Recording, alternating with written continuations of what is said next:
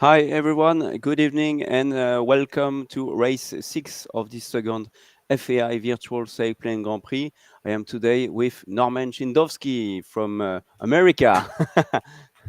Ciao bella, hey ragazzi! Ciao everyone, welcome tonight with us for race 6. Um, we will have a great race tonight, 310 kilometers for the 20 pilots who are competing. Wojtek Soltyzik is the leader after race 5. Amazing race yesterday. We've had crazy moments. So what I suggest is that we have a look at yesterday's highlights so that you can feel what it was yesterday evening if you missed that with us. See you in a bit.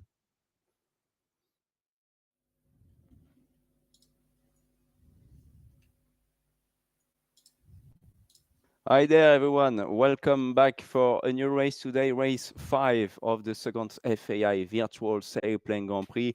I am here today with Norman and Jean-David. Good evening. Pavullo tonight, we try to make it as close as possible of the reality. So we have a cloud base around 2,000 to 2,300 meters from QNH.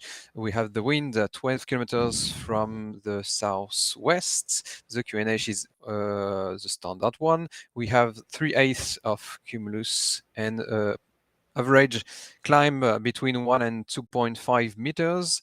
3, 2, 1. Gate is open. Race is on. And off the go. Right.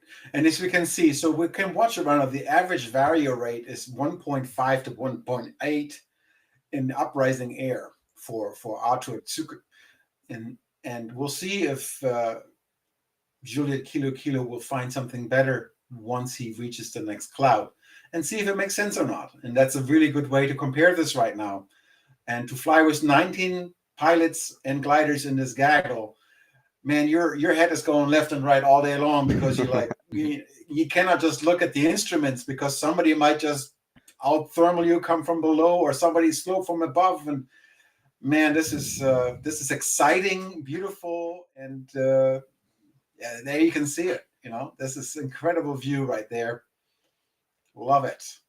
And to fly with 1 or 2 or 3 in the same gaggle is one thing. To fly with 19, that's world class in itself. So wonderful to watch. And I love this about Condor, that we're able to see this from this perspective and giving you all this view of how does it feel like to fly in the virtual world. And for the viewers, it's much easier to see the pilots. You can see straight away that it's Benfest here with the colors from Germany. It's quite easy for us to follow.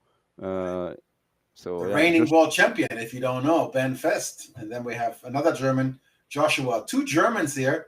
Yeah. And different design, but still quite obvious. Black, red, gold is the colors of the German. So the wind is coming from the 212 degrees, 12 kilometers. So it's coming from below. It's coming from air.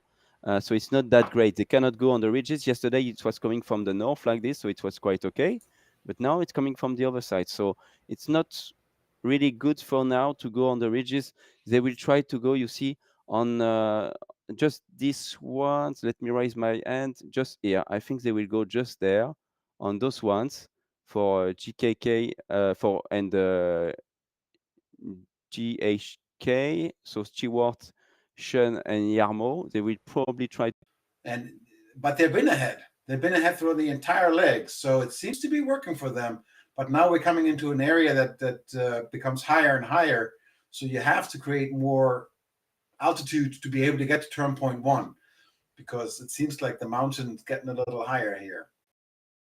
Vic Schoenemakers from the Netherlands back in this race, holding up with the leading pack, Benfest and Donapier at the top with Vitold, and then it's splitted into 2 groups with Vic Schoenemakers, Arne Martin Guttler climbing there, Delta 9, Wojtek Soltyzik, Arthur Duke, the Polish guys are there, Joshua Arndt as well. So yeah, Benfest is going to leave this thermal in a few seconds. He's going now, obviously. He doesn't want to get into the clouds, because if you go into the clouds even for 1 second, 1 second means 10 seconds penalty. So that's quite a lot far. Jarmo Karjalainen climbing with Stewart and Scholl here at yes, 64 kilometers flown, and the distance to turn point 1 is 81 kilometers. So they are at 15 kilometers away from Benfest here. Reaching turn point 1, the German pilot at 1,631 meters, Mr. Benfest, the reigning world champion of this virtual Sailplane Grand Prix, is the first one today to reach the turn point. Follows very closely by Donna Pierluigi, the Frenchman, and Witold Rosak from Poland. We have Sean Churchill below with Stewart Henschel. David Redman is still there, holding up at 1,500 meters. Vic Schoenemakers in the pack with Arthur Zuk, Joshua Arntz, and Norbert Kiss behind them. TKM behind, KMI behind. All those guys, they are all packed there. Right now, in race 5 of the second FAI Virtual Sailplane Grand Prix, most of the pilots just turn point 1, and 2 strategies can be seen right now. We have a lot of people, most of them, who are going straight to turn point 2, and we have on the other side Stewart and Yarmo, who are trying another pass, maybe following these small ridges right here to follow the energy lines. Maybe they trying something to gain some point and some average speed from turn point 1 to turn point 2, even if it's a quite short leg. We will see if it's pay when we will reach turn point 2. They all know that. Maybe we can have a look quickly at the average speed to make our mind for the end of the race. Oh, that's quite fast. Much faster than what we expected, I believe. 133 kilometers per hour for Benfest without the finish glide. Pavullo. Turn point 2, Benfest still leading the race, turning towards the reporting point, which is almost 70 kilometers away. Donna Pierluigi from France following on second place, and Witold Rosak third place here. The full pack is behind. We can have a view of just behind us, probably. Thank you, team. You can see that that turn point that they need to touch indeed. And there is a new cumulus cloud forming, and they are all going for this one. As you can see, sure. in Condor, when there is a new one, it's going to be those guys, probably. Can we have a look? Yeah, Arne Martin, stop moving your head. We need to see I am trying. the variometer now. I can see 2 meters per second on the vario, probably 1.7, I would say. That's probably that, Norman. You cannot disappear from the screen. Yes, please, Norman. 1.7. Yeah. At this moment, Antoine, you are 1.6. 1.6. You've disappeared. So 1.6. You can see if they are stopping at 1.6, it means that the weather is not that good. Huh? But it was a key moment because now they can fly towards the ridges again and come back, which is not the case for Bedfest, who is going for the valley there. We have Tim Madsen in front of us, and we have the Mugello track just below. Just behind Tim Madsen here, you can see the track of Mugello, very famous in Italy. Great moment for the pilots overflying this mythic place for Formula One. Tremendous races there. So we are right now race 5 of the second FAI Virtual Sailplane Grand Prix, middle of the final leg before the reporting points. The pilots are flying quite fast than we can expect, and they are along this leg straight to the reporting point at different altitudes and different positions. We'll see at the end who is gonna win, and yeah, the fight for just 1 point will be really, really hard. So make your bet. Who is going to find the best lift? Yes, that would be great to know in the comments of the chat. What's your bet for tonight? Because it's very tight in between the pilots. So maybe we can all try to make a bet in between us already. Jean-David, what's your bet? I would say, except from Antoine and me, because yesterday and the previous races we were not so good. So I don't want to. No, go for it. We all try one for tonight. We'll try one.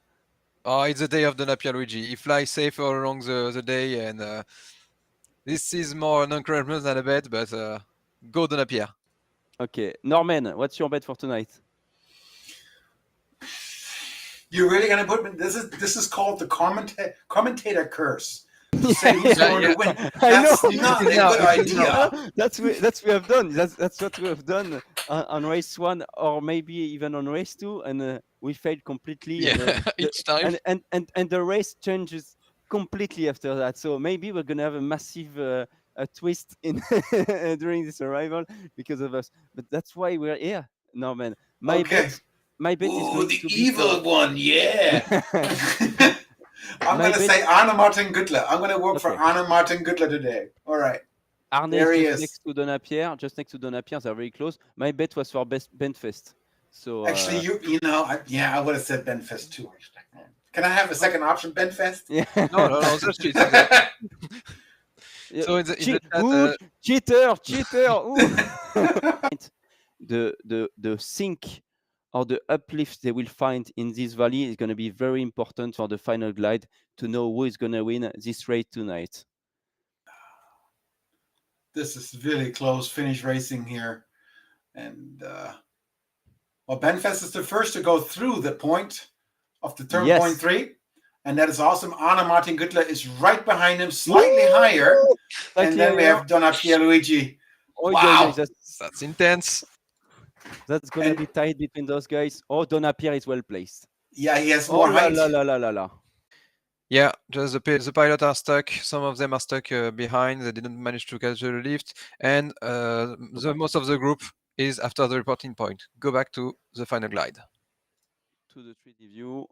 Let's go now. Donapierre Luigi, 900 meters. Let's see behind if someone is not catching up. Arne Martin is there. Maybe he will try to push and pull. Donapierre, 940 meters, 196 kilometers per hour. Benfest is behind below. Little bit behind, little bit below. Exactly. Okay, yeah. He needs to be careful with Darius Gudjunas, I guess. That's why he cannot push more. He needs to protect his third place, Benfest. Okay, good altitude, good speed for Donapierre. Looks good.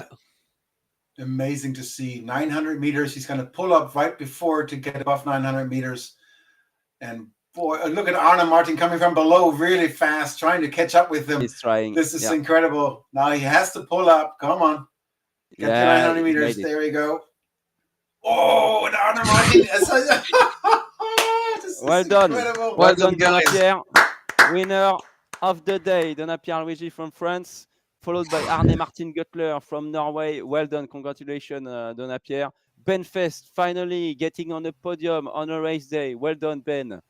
Followed by Darius. Oh, he has not enough height. He has not enough height. He has to pull up. 900 meters now. Just enough. Just enough. Oh, just enough. Wojtek is behind. So first point for Darius Gudjunas today as well. Wojtek, who is the leader overall, gets a lot of points again, very consistent. Joshua Arndt taking some good points. Oh, look at them, guys. This is by milliseconds. Oh, I'm speechless. Vitold in front. That was Vitold in front. Oh, my goodness. Vitold in front. We have Thomas Meyer coming here. Tim Madsen. That's 1, 2, 3. I think, we have 9 people already through. Nine pilots. Yeah, exactly. 9 pilots already crossed the finish line. So no points tonight for Tim Madsen and for the other ones. David Redman crossing the line now. No points, unfortunately, for. What a wonderful Grand Prix today here in Pavullo in the race number 5 of the second virtual Sailplane Grand Prix of 2023, and it's an incredible. I'm hyped up. I'm like, I want to do this. So thanks to Trustmaster for giving us the joystick and the rudders and everything, and thanks to Condor making this all possible. Super nice stuff, and thanks guys for being here. See you tomorrow for race 6. Amazing race. So thank you to all the pilots, to the task setter, and to the whole team. We see you tomorrow. Bye-bye. Bye. Welcome back, guys, in the air in Condor with Norman for race 6 of the second FAI Virtual Sailplane Grand Prix. We are with John Churchill now. Already 2,150 meters for Sean. They are all in the game, waiting for the gate to open. It will open in about 5 minutes. So what I suggest, Norman, sorry, is that we have a look at the task of the day. It's very easy. We're going to replicate the real task of the Sailplane Grand Prix that took place a few hours ago in Pavullo in Italy. It's a long task today because they had a very good day in Italy, 310 kilometers. We're going to have a look at that probably with the 2D view in a few seconds. You can see the start line already there and the finish to the right side there. The 2D view, as you can see, the start is always the same at Aquaria. Then we will go to the northwest, right there, the point that is the furthest away, turn point 1 Bardi, 91 kilometers to go to Bardi, then 21 kilometers to go to the turn point 2 Solignano Field, which is just next to turn point 1 there. Then turn point 3 is Giorgio, just right here, Jojo, in the valley of the Mugello track that we've seen yesterday. So they will have to cross the highway again between Bologna and Firenze, and then they will go back to Pavullo, via Mirage, which is the reporting point that they all know, and then it's going to be a 6-kilometer glide towards the airfield.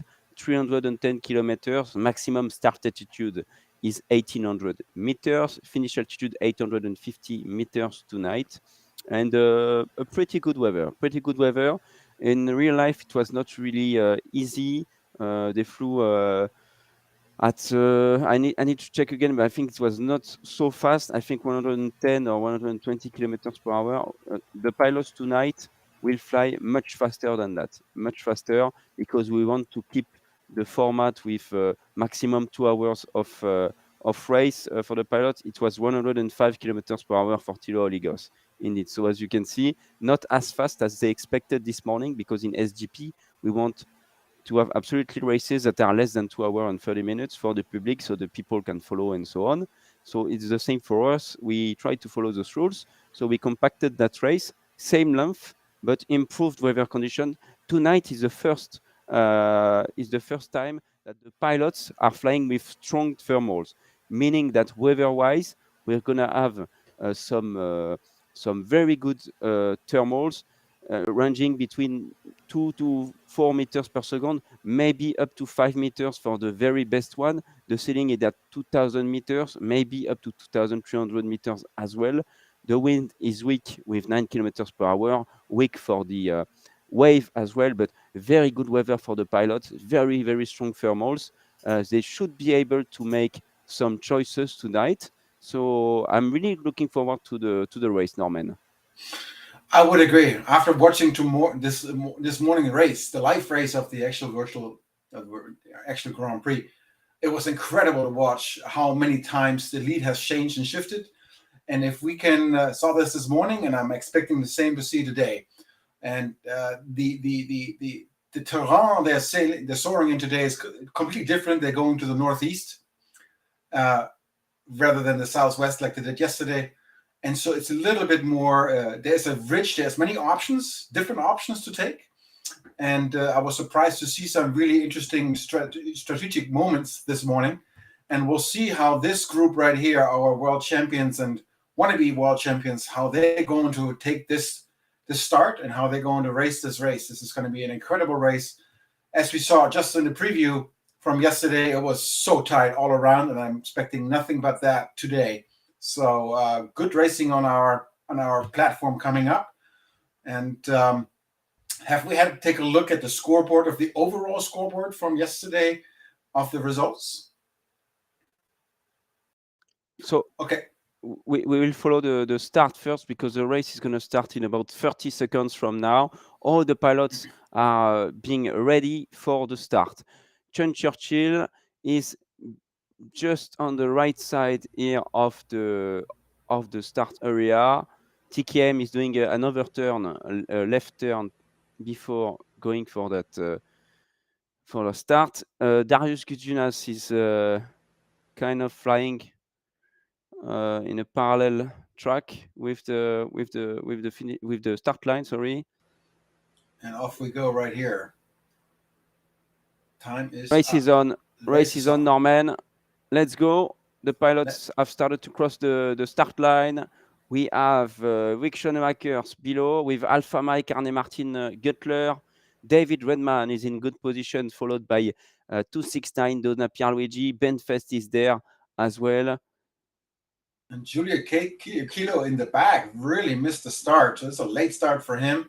And I see Arne Martin Guttler as well as Kilo Oscar Echo going to the left. So they are going for the ridge as they did this morning. They went over to the ridge and took the ridge slide. So if this is a similar variation in our simulation, then he might be in a good shape. But we don't know because that cloud straight ahead looks really healthy. And that's why everybody's flying straight. So again, strategy right from the get-go and close start right from the get-go as well. So good stuff. What do you say?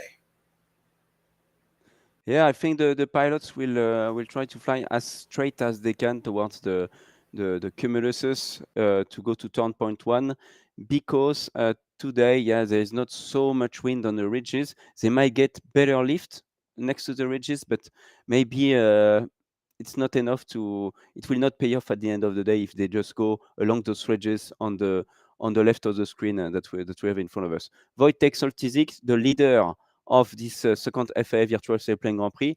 Arne Martin and Vic are taking an option. They started to go to the left straight after crossing the start line, what indeed the pilots did in real life today. Thank you for this great view, Timothée. The Polish gang with Wojtek, Witold, Rozak, Zbisetkos, Arthur Duke,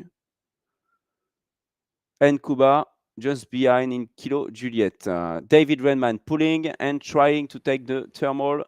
Darius Gudjunas as well. Benfest joining. Donna Pierluigi, leader from yesterday, joining. Be careful, guys. I said in the briefings, you must be careful with those thermals because they are going to be very strong today. You're going to have a lot of energy when pulling, so you must be careful, all of you, when you enter those thermals, and make sure to respect the other pilots when you get into those thermals to climb because it's going to be fast today. They will climb very, very fast. Yeah, we can see David Redman actually in a really good position on top of everybody. So he's by now leading actually. And here's the view with the goggles of what's his name? It's Wojtek. It's Wojtek Soltysik that we're following here, and it's VR headset. He has a great cockpit, Wojtek. Great cockpit. The Ventus 3.5 meters per second here, 3.6, almost 4 meters probably. It's just the first circle of the thermal, so probably around 4 meters per second in this one. Great. Benfest is just in front of him. The German pilot. The heart rate from 107 to 93. I love that little heart rate thing. I want to see that later when it's like, towards the end of the game. Maybe it's at 127, 130, who knows? It should be like this, but Wojtek is quite calm. He's a really calm pilot and so on. So I think he's quite excited. The tension is rising, but when he knows he's winning the race, he has already won a race. He's calm. He's calm to win the race. I think it's just the beginning of the race. There is a bit of tension. They were all waiting before the start line. Now the pressure will release a little bit when small groups will go right and left. Vic Schoenemakers is going straight. Jarmo Karjalainen as well, and Zbisetkos are flying towards another thermal now. So we can see the Dutchman right here with this beautiful line on his tail, choosing to go straight ahead. Same as Sean. If you go over to the left, you can see Sean Churchill over there doing his thing. And he's waving. Yes, we hear you. Thank you for the wave. Appreciate that. And he's pulling up right now. There's a bit of a lift. Whoa, quite a bit of a lift. 20 meters going up. Now that's the instant radios. And he's taking that thermal. But Churchill is going straight forward to go under that cloud right over there. And Week decided not to take this thermal. That was just too late of a move. So there's a bit of a loss. But they are continuing straight ahead to the next cloud. And I guess that's why people don't take the ridge today, because the thermals are so strong and shorter distance might be the regular way to go. Whereas in the real life, the ridge was giving them some support for sure, and the thermals on the ridge were actually stronger than on the regular in the valleys and such. So slightly different variation today in the virtual world compared to the real world, but nevertheless, it's going to be a tight race. Yeah, it's going to be very, very tight today. We expect a very fast racing from the pilots and maybe a tight arrival again. We've just had one race without a very tight finish because Tim Madsen made a brilliant flight on race 3 to win that day. It was absolutely crazy to follow on our side and on the public side as well. If you're just joining the race now, the pilots have started a few minutes ago. 5 minutes ago, they crossed the start line. We are at race 6 of the second FAI Virtual Sailplane Grand Prix. 2 races left today, and tomorrow will be the final race. Wojtek Soltysic here in front of us on the screen is the leader. Donna Pierluigi, race results from yesterday, won the race with 10.129 kph. Arne Martin Guttler from Norway and Ben Fest complete the podium. Darius Gudjunas from Lithuania scoring his first point. Wojtek taking 5 more points. Witold 4 points. Joshua Arndt 3 points. Norbert and Tamas from Hungary 2 and 1 point, and Tim Madsen was very close to them, as you can see, a few seconds behind, but no points for him and for the 10 other pilots. Overall score before today, Wojtek Soltysic 27 points with a very good lead. Arne Martin Guttler 23 points. Sean Churchill and Tim Madsen complete this podium with 21 points. Bisset Kos 18 points, Vic Schoenemakers 15, Jarmo Karjalainen 14, Ben Fest and Witold 13 points. Donna Pierre is the 10th man here with 10 points. They almost all have points, just Kelvin Van Balen missing, and we have to check if he's flying tonight. I will have a look right now. I did not see him. Nope, he was not on the roster. No, I don't think so. That's a bummer. He's a good pilot. I have flown with him many times on Condor. Yeah. And he qualified really well. And too bad he's not here to continue this incredible opportunity to become the world champion. Antoine, we have a question on YouTube right away. And Great. This is by Keke Liku. He says, I had a look at the virtual soaring Grand Prix rules this morning, and a major difference with the real life ones is that virtual pilots are allowed to fly below the arrival altitude between reporting turn point and finish line. Yeah. What is the rationale behind that? The reason behind is that we don't use the same scoring tool anymore. We use something that is called Condor Club, that every pilot in Condor know, and they have adapted the rule. We've worked with them quite a lot to adapt the rules, but there are some limitations in the files that we receive, which we can actually set those penalties, but to do that, we need to set a fake airspace in between the reporting point and the finish line at 850 meters, but it would just block the screens of the competitors for the start. And on the live as well, you would see that fake airspace below, and it would not be really nice for all of us to follow. So we decided not to have this rule. So to compensate the lack of this rule, we increased the penalties when crossing the finish line, meaning there is always this penalty that is applied when you cross the finish line. You need to be above 850 meters. If you are below, you get penalties, and it's 3 seconds per meter instead of 2 seconds per meter in the real rules vs the virtual rules. So there is 1 more second of penalty. And yesterday, Kuba, if you remember Norman, Kuba, he arrived at 860 meters and he took a 1 minute and 50 second penalty, something like this. So it's quite expensive to finish too low. By just a few meters, so they need to be very careful with that. Same with cloud flying. We've had some penalties with cloud flying this week. They are implemented, and that's it. But basically, that's more or less the only difference in the rules that we have for the virtual SGP final compared to the real SGP final. Otherwise, for the qualifiers, we have even different rules because there are not 20 pilots competing. We have 200 pilots competing to the virtual Sailplane Grand Prix qualifyings. So we need to have another rule another way of scoring the pilot. It's still a position-based scoring, but it's way different. The winner has 1,000 points instead of 10 points, and then it decreases. There is no cutoff in points.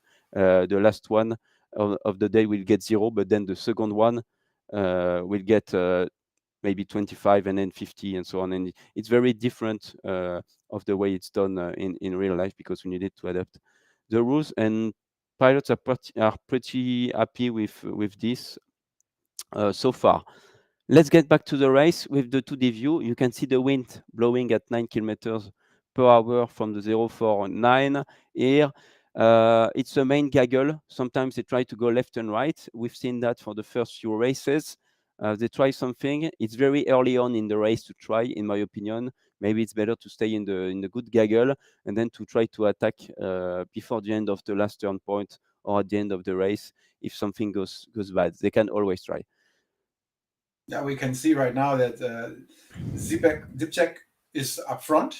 He's also the lowest right now, but he has found a strong thermal, I believe. If you look at the green arrow that you see right here, is now is going back down. But you can see the indication. If it goes down, they're sinking or they're going flying straight. If it's a green arrow, they have some sort of lift. And so he's in the lead right now, but he's also the lowest in the altitude. And if you look at Tango Kilo Mike over there, all the way to the right, he's taking a complete different course. So he's flying his own race. He's taking a chance, and see how it's going to play out. You know, everybody's going. Nobody has found a thermal right now, except for nobody's really in a thermal. But they're all turning to the right. So it must be a cloud in the air. But this is a very good overview where you can see what the height is, which is the energy for them, and what they're placing us right now. So very good view for you to understand. We are back with Tim Madsen, indeed. They are flying at 200 kilometers per hour.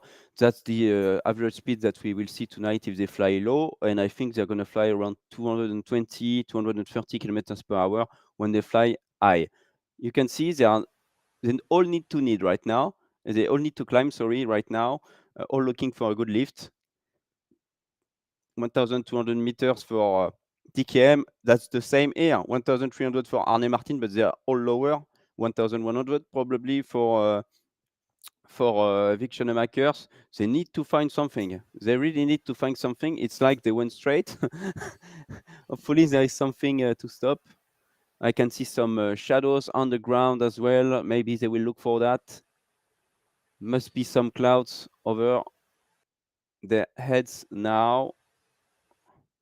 Yeah, we'll find out in a moment. Nobody's pulling up yet, even though they're getting close to the ground. So they're all pretty risky. Flying that speed of 202 kilometers per hour, that is very fast, considering you only have a few hundred meters left before you hit the ground. And that cloud right there, if you saw that cloud, it's a new cumulus building, and straight ahead of him, and that might be the one he's going to pick right there, one or two. If it is not too close to the mountain, sometimes you underestimate because the ridge is coming up, and it's going to right on the edge. That might be a good one. That's going to be difficult there. That's going to be very difficult for Zbisek. It's quite low, and to get that thermal, it's not going to be. It's going to be pretty risky to do that. I'm quite surprised they are going so fast and so low. But the two cumuluses that were just behind that they passed were not good at all. We could see that from Tim's view when he was looking at the sky. They were not good, not good, not good, not good. Just dying there. There was probably only 1 meter left, so they were like, okay, we are going to go to the next ones. We cannot afford to lose too much time compared to the others. But hey, if there are no thermals, there are no thermals. You need to take something. So Miali will be probably the first one to reach the. Oh, sorry, no, he's on the other side. He took another option. What are his options in front of him, Timothée, for Miali? Why is he going? Okay, TKM is behind. 3 cumuluses. Probably at least 2 of them are quite good. The first one might be dying. We will have a look at that. But for KMI, I'm not worried at all. I'm much more worried for Zbisek on the other side of the valley with 800 meters. Let's see what the main pack will do in a few seconds. Benfest taking advantage of the ridges, 900 meters. He's flying without his virtual reality headset tonight, and he said on the chat, on the pilot chat, that he was quite worried and quite he's scared without the VR actually in the thermals. That's what he said. Yeah, he was like, okay, I cannot control everyone. We talked about it yesterday as well with Norman. Like, it's impressive to fly with 20 pilots around you. So you need to be careful to avoid mid-air collision, and he's not feeling very confident without his VR headset. So he's pulling now with Vitold. That's where they need to be careful, you see, because if Benfest is going to the right now, it might be a danger for Vitold. So he needs to be very careful, Vitold, as well, when he's coming from behind like this. You need to really protect yourself, the others, and to make sure that you can turn on the other side if there is something difficult. Bisek is Visek is low, getting really low. And he's but scraping. He's seeing those guys. Oh, this is going to be all right. Now you guys can see already they took a high risk. The clouds yeah, didn't work, and now they're scraping already on the floor. So this is a perfect example how things can go wrong or very risky. And in virtual soaring, you can take the risk. And with these beautiful 18-meter class gliders, who most of them nowadays have some sort of proportion in the back, they could turn on the propeller and get off, lose the race, but they could get back up without outlanding. But what you said earlier with Benfest and Vitoy, that was a very perfect example how risky it actually is to fly in the GP racing. I mean, we are in the air, and if something happens, if you have a mid-air collision, that's hopefully the parachute will deflate or unfold and save you, but the chances are very risky in GP racing, as any GP racing, Formula One racing, the sailing GP racing, all of them are very risky sports, and this is a perfect example how things can go wrong or very, very on the edge of racing. So Tim Madsen is doing his thing, and he's doing a good flight so far. He took his time, not rushing in the thermals, just trying to stay as high as he can. And flying high was the good thing to do for Donapierre yesterday, but it was a good thing to do for Tim Madsen a few days ago as well. Not taking any risk, staying a little bit behind, making just no mistake, climbing when there is a good one, not overthinking too much, I believe, and just trying to do his flight and to come back safely. In the end, we will see at the end of the day if the guy can just pass over the other pilots and win the day. It's a tactic as well. Mialik knows from Hungary is there. He found the thermal. He was pretty low as well. He found his spot.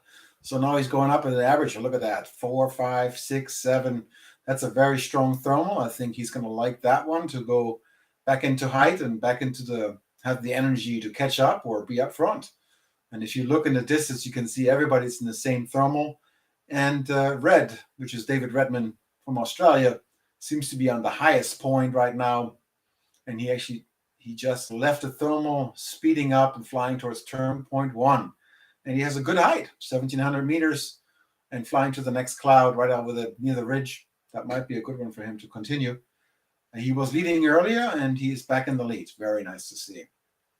Very nice to see. He already flown a distance of 46 kilometers.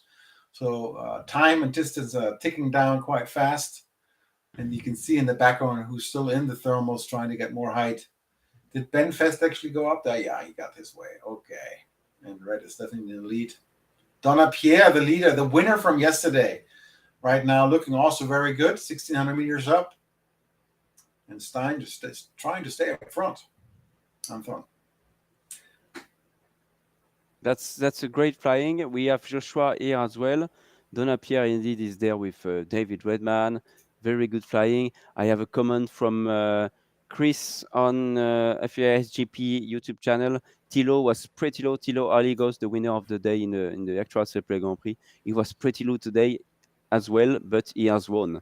So maybe it's going to be good for the pilot flying low. But Bisech is in a bad situation tonight because he couldn't manage to climb well with the cumulus that was just above him, with the guys there thermaling as well and giving good indications of the thermal. So yeah, probably not landing coming for our friend from Poland. Let's have a look to Wojtek. If you take a high risk like this, you may end up on the outlanding, and that's the risk that you take. but that's very early into the race to land out. That's a bummer. Yeah. But I guess better early than late, rather than flying 250K and then landing out, fly 50K and land out. It's okay, it was an early day, pack up, see you next time. But we only have 2 days left, today and tomorrow is the final race. And we just talked about the scoreboard, and the leader is leading by 4 points only. And only one person hasn't scored, Calvin van Balen, and everyone else has scored. And you said yesterday it's a very unusual world championship where all the pilots have gotten scores, especially with the scoring system from maximum of 10 points, and only nine pilots will get scores. So this makes it a very tight competition overall, and it makes it good for us because it keeps it interesting rather than one just taking off and winning and la la la. No. This is superb racing and very tense for today and tomorrow. And today we'll probably tell if there's somebody taking the lead for the overall, or are we even tightening this whole thing more up and just last day, Same in the real world flying. Exactly, man. I'm really looking forward to the end of the day to see if we can compact even more the overall results to have a great race tomorrow to deliver the world champion title. Something interesting, Benfest was too low maybe to get to the cumulus behind with David Redman and 269 and the rest of the pack joining those guys. So he's going for another cumulus. He has 2 options actually, but they are quite good. This one is not good. The next it's one falling apart, huh? Yeah, the next one on the right should be much better, but he's gonna be low. So it's a risk. The pilots are flying maybe a bit too fast tonight. Aggressive, very aggressive. And it turns out that the cumulus clouds maybe not as powerful as we are all saying in the beginning. Oh, it's going to be a great day under the cumulus, and it's like medium, There are powerful, very powerful clouds, but not all of them are powerful. There is a variation that's been set, obviously, in the task setting, and basically you can have very powerful ones, but as well weak ones or dying ones. They need to regenerate the clouds and the thermals every 20, 40 minutes. They need to regenerate. So sometimes you arrive at the right moment. The cloud is just building up. You have a very good thermal, and sometimes it's just dying, and it's been dying maybe for 5 or 10 minutes already. So you go there, and you're not gonna have a lot of energy or only a very few. So you need to select the best clouds that you see, the best cumulus clouds, to get the best thermals. Sometimes it's a bit difficult when you are far away from those clouds, or when the cloud is 40 kilometers away. You're like, oh, it looks like a good one, and then you are arriving where the cloud is, and you're like, it's just starting to die. So actually, it was not a good choice, or it was a good choice maybe 20 minutes before, but not anymore. Right. What do we see there? What do we see? Somebody landed out. That's Dipchik. Dipchik the Polish pilot has landed out. He's in blue. Nothing changes. He definitely has landed out. 0 points today. That's a bummer. And you should still look. Julia Kilo and Kilo Oscar Echo are still far behind. They're definitely trailing behind. But if you look on the top side, we have Benfest all the way to the right. So they're really weaving away from turn point 1. They're having to come back. Yesterday, 269, Luigi is definitely looking good.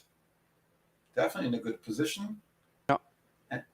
D9, Delta 9, have a good height, 1,500 meters. Looking like he's definitely in the lead from this position. Yeah, finally. And Delta 9. Yeah, go ahead. I think finally in a good mood. Yesterday he got his first points, 4th place yesterday for Darius, and he is a very good pilot in both real and virtual world. So maybe he got a little bit of confidence from yesterday's race, and is ready to get some more points tonight, Darius. So it's very good. Donapierre, it's the same. He told us post-race interview that he didn't have enough. He didn't add enough time to train properly for this event. He was in Spain for the Women World Gliding Championship, doing the crew, helping Aude there from the French team. He didn't have as much time as he wanted in virtual. He flew quite a lot in real life as well. We'll probably have a look at his interview later on tomorrow or next week we will publish our stuff on social medias. So yeah, it was interesting to watch yesterday. Let's hope to have the same finish tonight. I've received a lot of messages today. Wow, the highlights were awesome. The finish was absolutely crazy. The bets were fun to follow and so on. So we will not start the bets yet. we, as you can see, we are only waiting to be 30 kilometers away to start betting. Right. We When it don't becomes take a- easy. Right. Yeah, right, yeah. right. But we can ask on YouTube or Twitch, if you have anybody that you like, that you would like to win, why don't you post that right now? I would like to see who you think want, or who would you like to win, despite we have no clue yet where it's at. And if you compare the racetrack and race choices and tactics from this virtual race compared to the real race this morning, they're completely different. And we're literally still following the cumulus clouds. That's what it looks like. We're not going with the ridges. We're not using that support. And it looks like Darius is the only one who's staying on the left side of the track and going directly to turn point 1, where the rest of the crowd is all on the right side of the track and heading more towards turn point 2, if it looks like.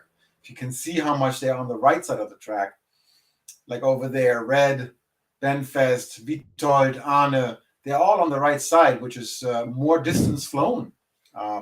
Faster? Don't know. I have a bet from Sander Terpstra.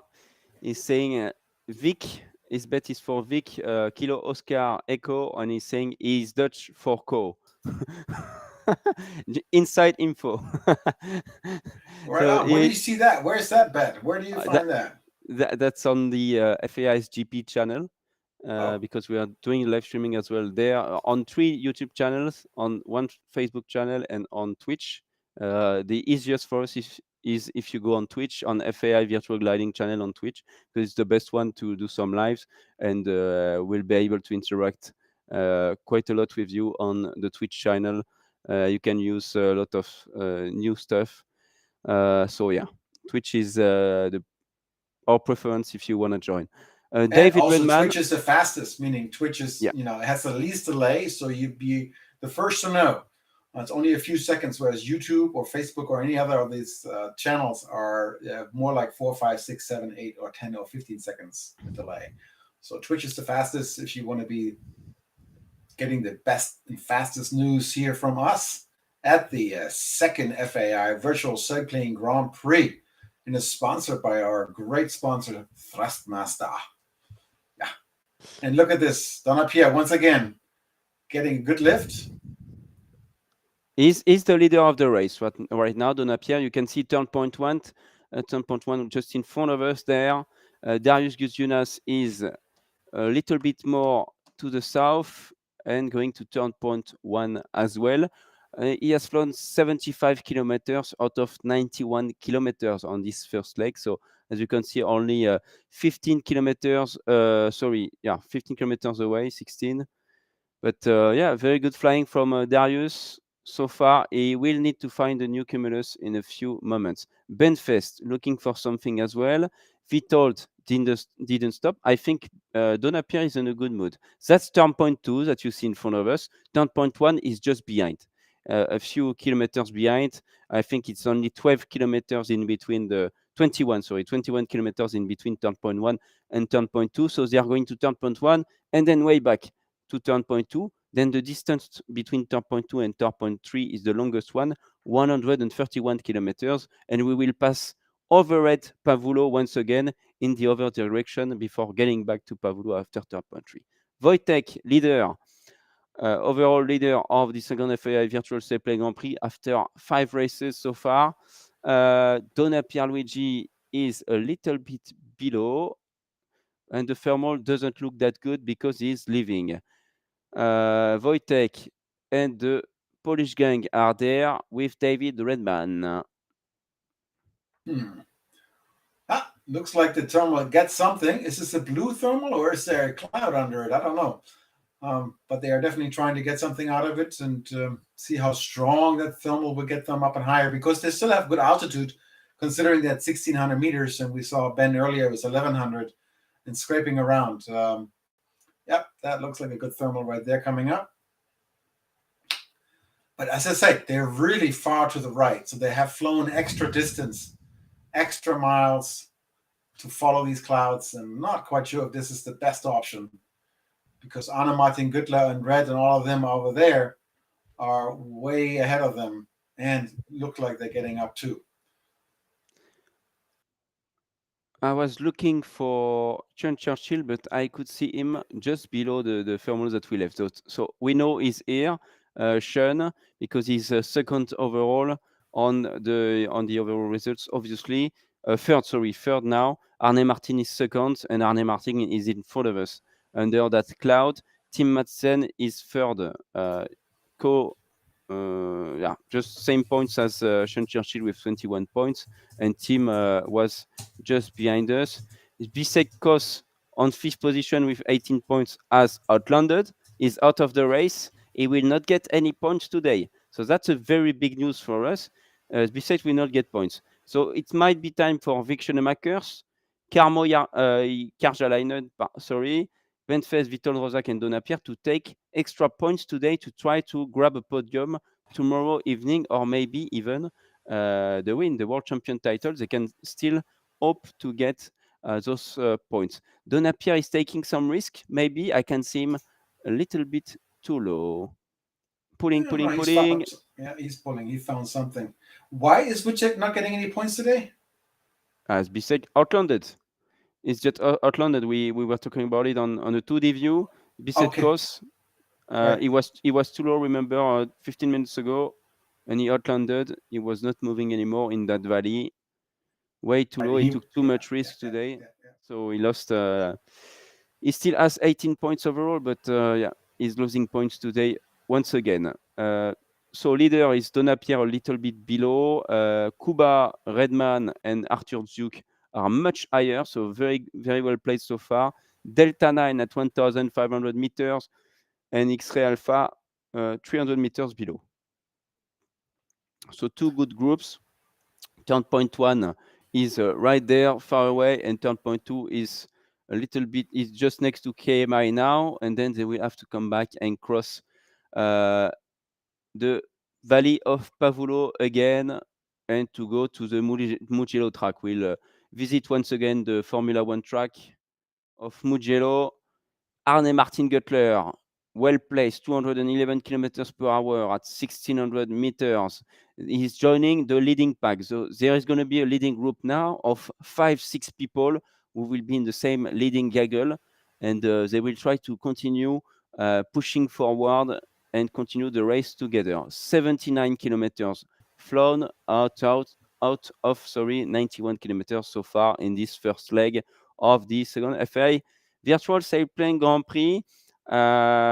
What do we see in front of us? A good cumulus. They need to climb a little bit before turning that turn point.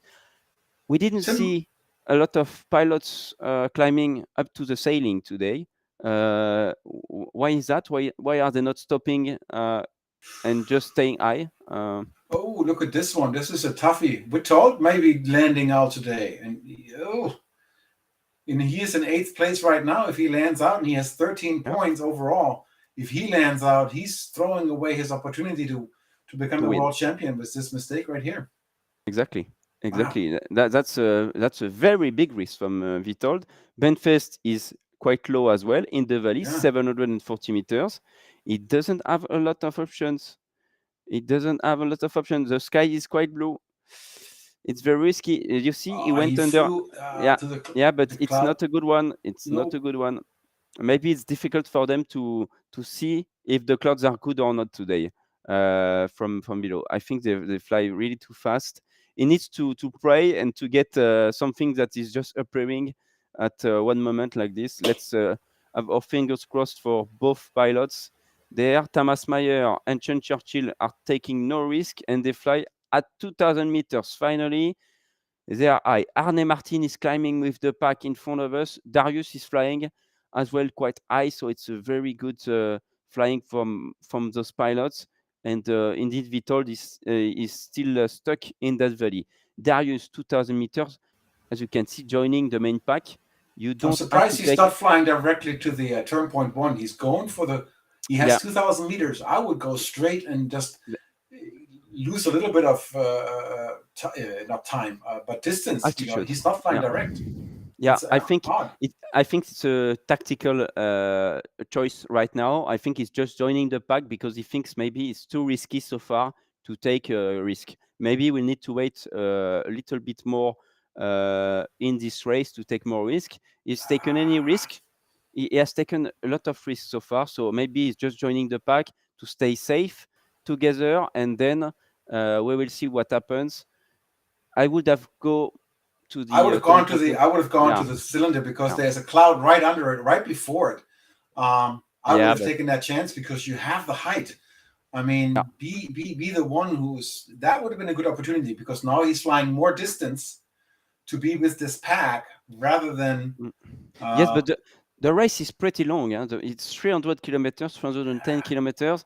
They have flown 84 kilometers. The race is pretty long. They don't need to get into troubles too fast.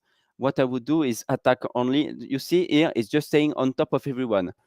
Maybe he can just stay on top of everyone for the rest of the race and try to fly safe to attack only at the end. It's very tactical as well. The Sailplane Grand Prix. okay. You need Yeah. to be able to make choices. We prefer when they attack, but yeah, I understand his choice. The race is pretty long, so he's making a decision here. Very important one. I've received information that Witold Rozak from Poland, this world champion 2 years ago, has outlanded, meaning he will not be the world champion this year because he has 13 points and Wojtek, the leader, has 27 points. That's 13 points of difference. So he will not be able to catch the difference anymore with tomorrow's race. The winner of tomorrow will get 1 extra point, 11 points. Okay, let's not forget about that. But it means the title is gone for Witold Rozak from Poland tonight. Well, that's a shame, but that's what if you're flying with the thought of wanting to win and basically having a chance of becoming the world champion, you take extra risks, and that cutthroat, boom, done. That's how that works. So sorry to see that, but nevertheless, we have these guys flying as fast as he can, and Darius, as you mentioned, definitely leading and wants to increase his point, but he only has 6 points right now. So if he scores 11 today, 10 today, that's 16. It's a very, very small chance for him to actually get the world champion, but he could possibly get onto the podium if he tries really hard. Nice to see that he's really trying hard. This cloud right here, is this falling apart? It sure looks like it's the end of its lifespan. Yeah. It may give him a little bit of lift just to pull up, do a little bit of dolphin flying. Oh, it's Arne Martin Güttler. Okay. And Darius is doing the same thing. He's just getting a little bit of lift on that cloud. Meh. And then he's going to fly to turn point 1. So everyone right there, 1, 2, 3, 4. Tim Madsen, everyone is right there. And we're coming to the first turn point, and it's a good indicator who's leading, especially with height and distance flown. So Darius is going to be the first to turn, and he has 1,900 meters. So he's in a very, very strong position. The pilot from Lithuania, very well done. Let's see how the rest will follow. So he's going to be the first one to cross that first turn point, and then he will turn right towards turn point 2, 21 kilometers away. He's followed by TKM below. Arne Martin, Alpha Mike, is going to be second towards this turn point. Very well flown at almost 2,000 meters. Those pilots are doing a very good job. And if you missed the beginning of the race, Witold Rozak from Poland and Zbigniew Tkos from Poland as well, they have both outlanded today, taking too much risk after the start, and their chances to be world champion tomorrow are gone. They are gone. So they will try to fly well, but they will never be world champion for the second edition of the FAI Virtual Sailplane Grand Prix. Kuba is there, turning to the right, and the rest of the main pack is joining. The leader, Wojtek Soltyzik, the leader overall, is there. He will try to secure his first place tonight. We have David Renman following him. 269, X-Ray Alpha will join later on. Sean Churchill is falling behind. He's with Thomas Meyer. Vic Schoenemakers and Jarmo are as well falling behind. They need to catch up the pack. But as you've seen, it's been very difficult for the pilots today. They can miss something. Penfest is probably about to outland. Is deballasting all of his water. He doesn't have any more water in his wings. Air brakes on, and he's gonna enjoy the party tonight with Vitold and that Isek. is a bummer. He had He's also taking a 13 beer. points. The gear is down and locked for Benfest, who is giving up the race tonight. Oh, that's another chance who's not good. Our reigning world champion has just committed to landing, and that means he is also not going to be the world champion for 2023 here in Italy. Nope, that is the end of the story for Benfest. He's probably going to race tomorrow, just maybe to go back on the podium. No, maybe. But that is a bummer because great two pilots just have given up the race. So let's focus back on the people that I have still. And here's right now our leader of the board, Wojciech. Wojtek Soltysic, he must be quite happy. The reigning world champion has lost his crown tonight on race 6 of the second FAI Virtual Sailplane Grand Prix. So all those guys have a chance to win. They can win it, and Wojtek is the first one to be able to do that tomorrow and to become the second world champion of this Virtual Sailplane Grand Prix series. The main pack is there. Arne Martin Guttler is very well placed tonight. There is just Sean Churchill in that pack to have the podium. Tim Matson is a little bit behind, but the race is still very long. As you can see, some pilots are dropping, and others are flying very well. They need to take the good decisions and to stay high. They attack too much tonight. They attack too much, I believe. Kuba looking good, really, actually on top of everybody, on the top of the gaggle. And that means he is leading the race only by possibly seconds. But it's good to see Kuba, the Polish pilot, being on a good position. Same as all the others that you see in this gaggle that Antoine already mentioned. And we've seen that JKK coming in, trying to catch the same thermal. So very strong leaders right here. All of them having a really good chance and a really good day here in Pavullo, Italy, to win this race today. Score big, very big. 2,000. It looks like the cloud base is going up. We're at 2,200 already. So it's gone up a little bit in time. Very nice. And I think they're going to maybe one more turn, but it's going to get cloudy up there. So watch out. Isn't the FAI rule that you're supposed to stay 500 feet below? No. The cloud? No, in the real world. Yeah, but in the real world as well, in championship, no one respects that rule. It's not FAI stuff. Huh? It's international aviation rules for VFR, for visual flight regulations. Few comments on the chat because people are shocked by what's going on. Frank Schwerzweger is a compatriot German pilot that we see quite often in the World Series. He's saying that Ben is flying on his laptop tonight. He's in a hotel room.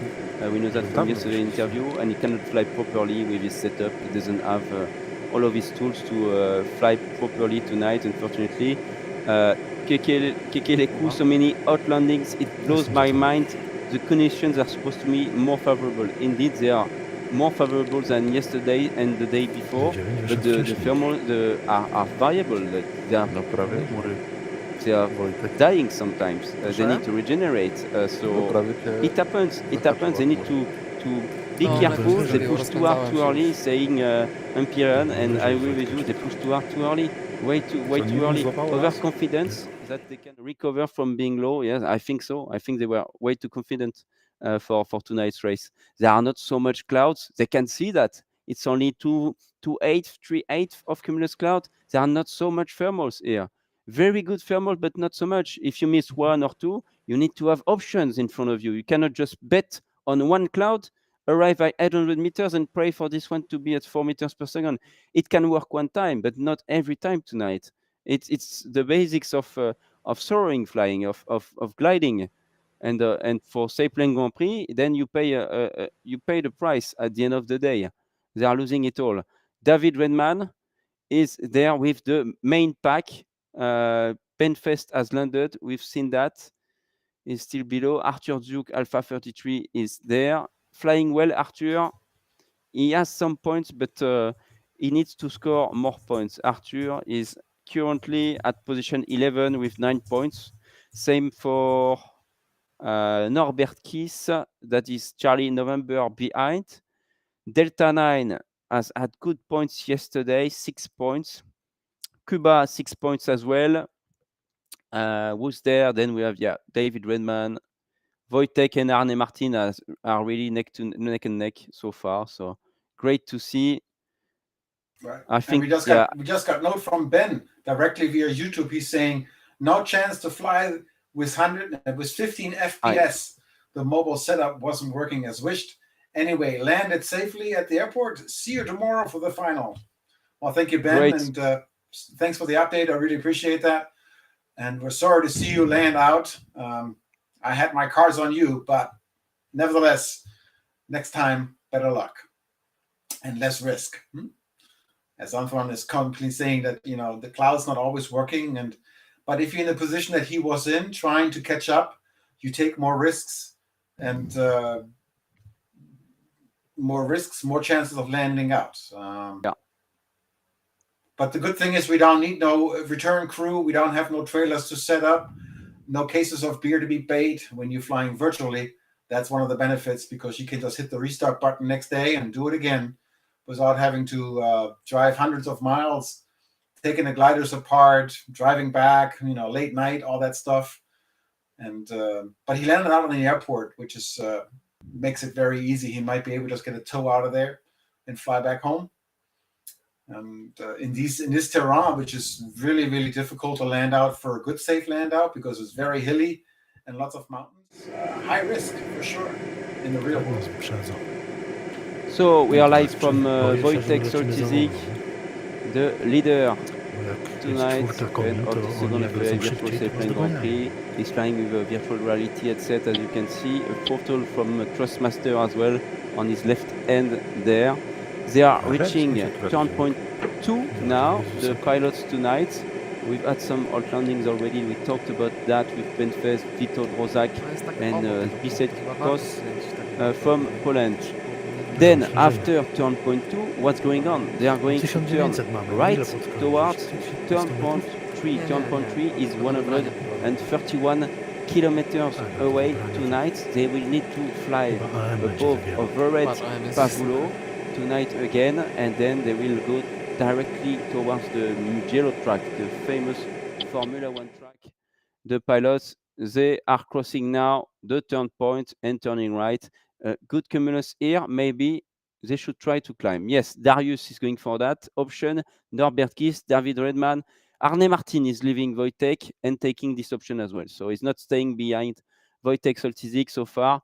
3 good options for Wojtek and this pack. I would have continued straight ahead, I think. Now we have 1,800 meters, as Cuba can see, and I would have continued as well, because there are 2 clouds right there that might work out for you just fine. But again, options. And we're not flying, we're just talking. We can talk all day, but we're not in this situation to be able to really be in the saddle right now and experiencing the flight. And here we have the 2D view. Still, the wind is 9 knots, 9 kilometers from the northeast. And you can see up there on the top with Penfest landing out safely. And the leaders of this race now after turn point 2, and looking at the heights, at the energy level, we have on top is Cuba. And he is also in a pretty good position in the distance. So there's not much in it right now. Everybody is very close. Everybody has a chance to win this. Every cloud counts. And strategies are very tight. But it looks like there's a bit more cumulus development when we saw it in the previous view. So we have a little bit of trailing going on with Tim Madsen, Thomas Meyer, Sean Schützel. They are all a little bit behind, but not by much. but their height, if you can see, they don't have much energy. So Donna Pierre looking low on energy, not too low. Oh, he's joining that thermal. Okay. So Donna Pierre has lost a little bit of energy, meaning also the height, and the top 5 or 4, you can see for yourself. That is where the leaders are on that thermal, in that gaggle, and on top of that is Cuba and Sierra Oscar Lima and Darius trying to find a better thermal. Okay, he's taking a risk. We've seen already happen the big risk takers today. What happens to them? So if Darius does it, who is in 4th place, I'm sorry, he scored in 4th yesterday. Yeah. Overall, he's a bit behind. He's in Darius. He's in 15th with 6 points. So he's taking a risk to catch up. Yesterday. Yeah. He's trying to catch up. And that's his prerogative. That's good. Give it a shot. By the way, I love his design of the Lithuanian flag on his glider, looking really sweet and good. That's gorgeous. I really said that yesterday. I'm going to repeat it today. I wish our gliders would be able to look like this in real. That's so much better to follow the races. So much better. Yeah, even David Redmond, the Australian, love that look, that red, white, and blue. Wingtips are beautifully done, and then of course the tail, the appenage, looking super nice. It's sweet looking sailplanes, and wouldn't mind flying for myself. Have you ever flown a JS3 or 18? Yes. Just you have? Just one.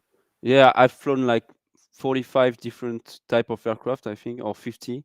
Now I stopped counting. So yeah, I flew most of the new gliders. Yeah, it's I'm far behind amazing. with you. Yeah, I think my best performing amazing glider I have flown in my life is the LS4. That's the most high performance glider I have flown. Okay. And, it's a very good one. It's a very good one. The LS4. I really loved him. I always loved him. This LS4 is very accurate, very precise when you touch the stick and so on to move the glider. Very, very precise. But German gliders are very, very good. Very, very good. And GS3 is crazy. I have actually a YouTube video on the GS3 when I tried it the first time. I flew in 15-meter class with full ballast, and we were flying in the Alps in the GS3, and I was flying with 2 GS1s in 21 meters in open class, but with a lower wing loading. And I was flying as fast as them in 15 meters because they had a lower wing loading. But we didn't flew next to each other. It was great racing and so on. Amazing flight in the Alps. If you go to I'm not going to say my channel. Just go like GS3 Rapture in the Alps or something like this. You will find, I think, my video of that day. People love it. It was great racing in the Southern Alps. And absolutely awesome. It was the first time I was flying it, and it was so heavy in the air, like you were really stable in the air, but you could feel the energy of the air mass when you were starting to thermal like this, and it was very easy to find the thermal, because in old generation or older generation of sailplanes, it's much more difficult to find the core of the lift with heavy gliders. And now the gliders nowadays, they really accept a lot this charge, this water loading, this wing loading, so you can really have full wing loading and still feel the air mass really well and fly very, very, very well, very fast. So one of the best gliders, the GS3, and the pilots, they know it as well, because in the game it's very stable, a little bit more stable than the Ventus 3, I believe, in game. But I think the Ventus 3 flies better at 48 kilos per meter square. We've seen that already, I think, 2 years ago during the World Final. Same wing loading, and the Ventus 3 was much better in the French Alps. Not really the case here in the Apennine Mountains, because you don't have the same ridges. They are much more powerful in the Alps. So yeah, it's not the same racing that we see today and the one that we've had 2 years ago in Saint-Amand. Back on 2D, we can see the height. Darius and Juliet Kilo are above 2,000 meters right now, and having a good height. Everyone else is in the 17 to 1,800 meters. So really, I think the day has developed nicely that everybody can and is able to stay up in a very good height. The risk taking has gone down a little bit, except for Cuba, who's down right now to 1,500 meters. Nevertheless, it is a very, very tight race, and the possibilities are whoever finds the better cloud. I mean, right now it's very, very strong. It seems to be whether it's very unstable, so the clouds are lifting quite well, as they were hoping in the first leg, and it seems like the second leg and third leg are way better right now compared to earlier. That is good to see. I don't see any more questions on the YouTube or Twitch channel. What's up, guys? Talk to us. What do you have to say? Arne Martin, Guttler. So I've set the link of the video. I found it quite easily with the keywords that I've given you. So it's not difficult to find if you want to watch it after this race tonight or tomorrow to get ready for race 7, last race tomorrow of this FAI, second FAI Virtual Sailplane Grand Prix. And we're going to have Julien from Trustmaster joining us tomorrow. You will be able to ask a lot of questions to the guys from Trustmaster and so on. So yeah, it's going to be great. I hope you're going to be in the chat to ask your questions. Benfest, your colleagues are proud. So he's in a party tonight with his colleagues. He has to stay at the hotel. He's working in a video production team for the German TV and so on, Benfest. So yeah, he's a bit busy. But they are here on the chat. They know what's going on and so on. Well, he's the reigning world champion. So if your colleagues don't know that you're the reigning world champion, that is a title to own, and it's a title to have, and it's a good one to have. I mean, yes, soaring or sailplane Grand Prix are a very niche product, but to be on this level, no matter in real life or on the virtual, it is an incredible accomplishment because the mental strength and the physical strength you have to be able to soar the way these guys are and doing. It takes more than most people think. And the effort, the concentration, the knowledge, the little know-hows, the little tricks, the little something to make this all happen. It is a lot of, and the tools, you have to have the good computer. You have to have the good joystick. You have to know how to use the tools, the Kosaka and all this stuff, the Kotasa. There's a lot to it to make this look as easy as these guys do. They are climbing very well, very fast as well. You can see plus 5 meters per second, very stable thermal air, maybe one of the best for today so far.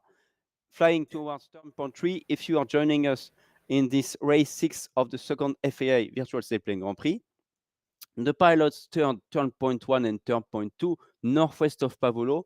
They are heading back this way towards the southeast to turn point 3. They will overfly Pavullo, and then they will come back to the reporting point Mirage that we all know before flying straight towards the airfield of Pavullo to land and make a safe arrival.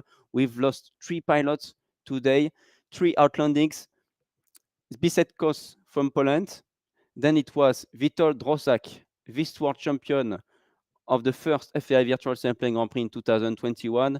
And the third one to outland is Benfest, the reigning world champion, who has lost his crown tonight in front of all the viewers. He is flying from a hotel room and he couldn't manage to have a proper setup. He had some issues with internet connection, FPS issues, and so on. So he couldn't fly really well. He had to outland. He had no other solution, unfortunately, and he will not be able to catch up the points tomorrow. It's done for those 3 pilots. They will not be able to win the World Championship that we are following this week in Pavullo, Italy. Arne Martin Guttler is one of the favorites for the world title. He is on the second place with 23 points tonight before the end of this race, flying really high, 2,100 meters. And you have another pack, a leading pack with 5 pilots 6 pilots, even if we count Charlie November, David Redman, Arthur Duke, Kuba from Poland, Darius Gudjonas from Lithuania, and Wojtek Soltyzik are there. Sean Churchill and Tim Matson are catching up. They are third on the overall results together, and they need to fly much better to catch up the front lead, the front pack. Donna Pierluigi is behind as well, but they are pushing a little bit more. They are not so much behind. They still have quite some kilometers to do. Distance run 133 kilometers for those guys, so probably around 140, 145 for the leading pack tonight, over 310 kilometers.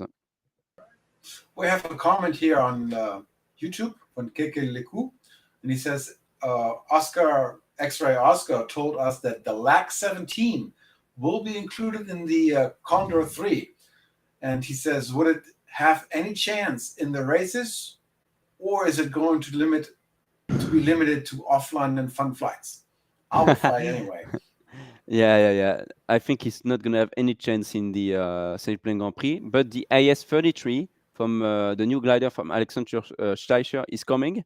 The AS33 in both 15-meter and 18-meter class, and it's a pretty good glider to fly in the Sailplane Grand Prix. It's come out 2 or 3 years ago now, the AS33 in real life, and this glider has won the Sailplane Grand Prix in Saint-Auban 2 years ago. It was Sebastian Cava flying the AS33 2 years ago. Good performance in the Alps with the glider. He loved it. He's made a review of the glider on YouTube as well 2 years ago. Really good glider. Really looking forward to have this one racing in the Sailplane Grand Prix.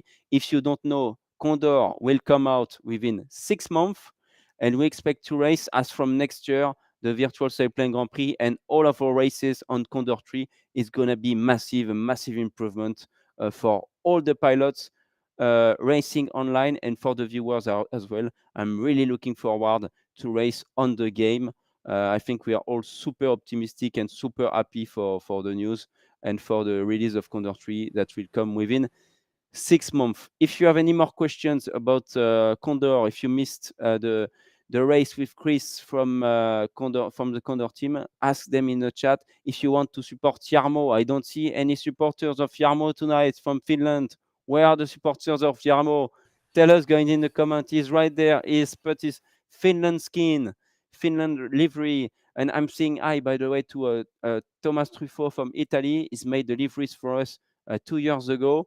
It was too tight to create brand new liveries for all the pilots. We tried to do that last minute because all the pilots had to choose a Sailplane for the event, and they need to stick with the same glider for the full event. They cannot change during the week, and they've gave me their Sailplane only a few days or 15 days before the beginning of the race. So the schedule was just too tight to have very brand new skins. But most of them have brand new skins or reworked skins from 2021. Darius, he has the old German skin that we have redesigned to insert the Lithuanian flag on it. For example, Arne Martin is flying with his own skin. He's made it himself, and that's represent his own glider. He has a GS3 glider in the real life as well. So that's his own colors tonight. Let's get back to Darius on the right here is not looking too good. He's a little bit struggling. He's low. We're still looking at that. There you can see. I think he found finally a thermal, but Darius kind of like lost a bit of its lead that he had earlier. So now we basically have only 4 leaders looking from Arne Martin Güttler's point of view, and that's Kuba, Socek, David Redman, and A33. Hold on, A33 is forgot his name. Sorry about that. Arthur Duke from Poland. All right. So there you go, Arthur. Yes, of course. I apologize. Those 4 right now are definitely the leading pack, and they don't give themselves much. I think Arthur is the least, is in 4th place, obviously, the way it looks. but those 4 are definitely at 1,500 meters. They're starting to look for the next cloud, because we're coming back to the area where they were struggling from the beginning. We're halfway through, distance flown 154.5, so that's literally at halfway, and they're back on the low end of the spectrum of being in high clouds, no longer at 2,000 meters. They got to find something. And is it a cloud that's coming at them right there? Because the cloud to the left is falling apart. The cloud up front, oh, is he staying? Is he taking it? What is he doing? Norbert Kiss is there. So yeah, some of them didn't stop. They are going for the next one. Maybe they prefer the next one, or they didn't find the proper thermal here. Maybe there is a small cloud forming just next to this one. Arne Martin is leaving this cloud as well. He's not happy, and he needs to get back in the lead and to catch up with Wojtek Soltysic, who is right there. Yeah, halftime. Yeah, it's we are mid-race. We are mid-race right now, halfway through the task, with David Redman here leading the pack and the competition. I've seen Stewart and Scholl stopping behind. In front of him, it's not that great. It's not that great. He needs to stop, and that's what he's doing, because then he would end up at 800 meters in front of us, and the cumulus clouds don't look that great in front of us. Then he needs to reach the third or fourth one there. So yeah, he needs to climb under one of those clouds.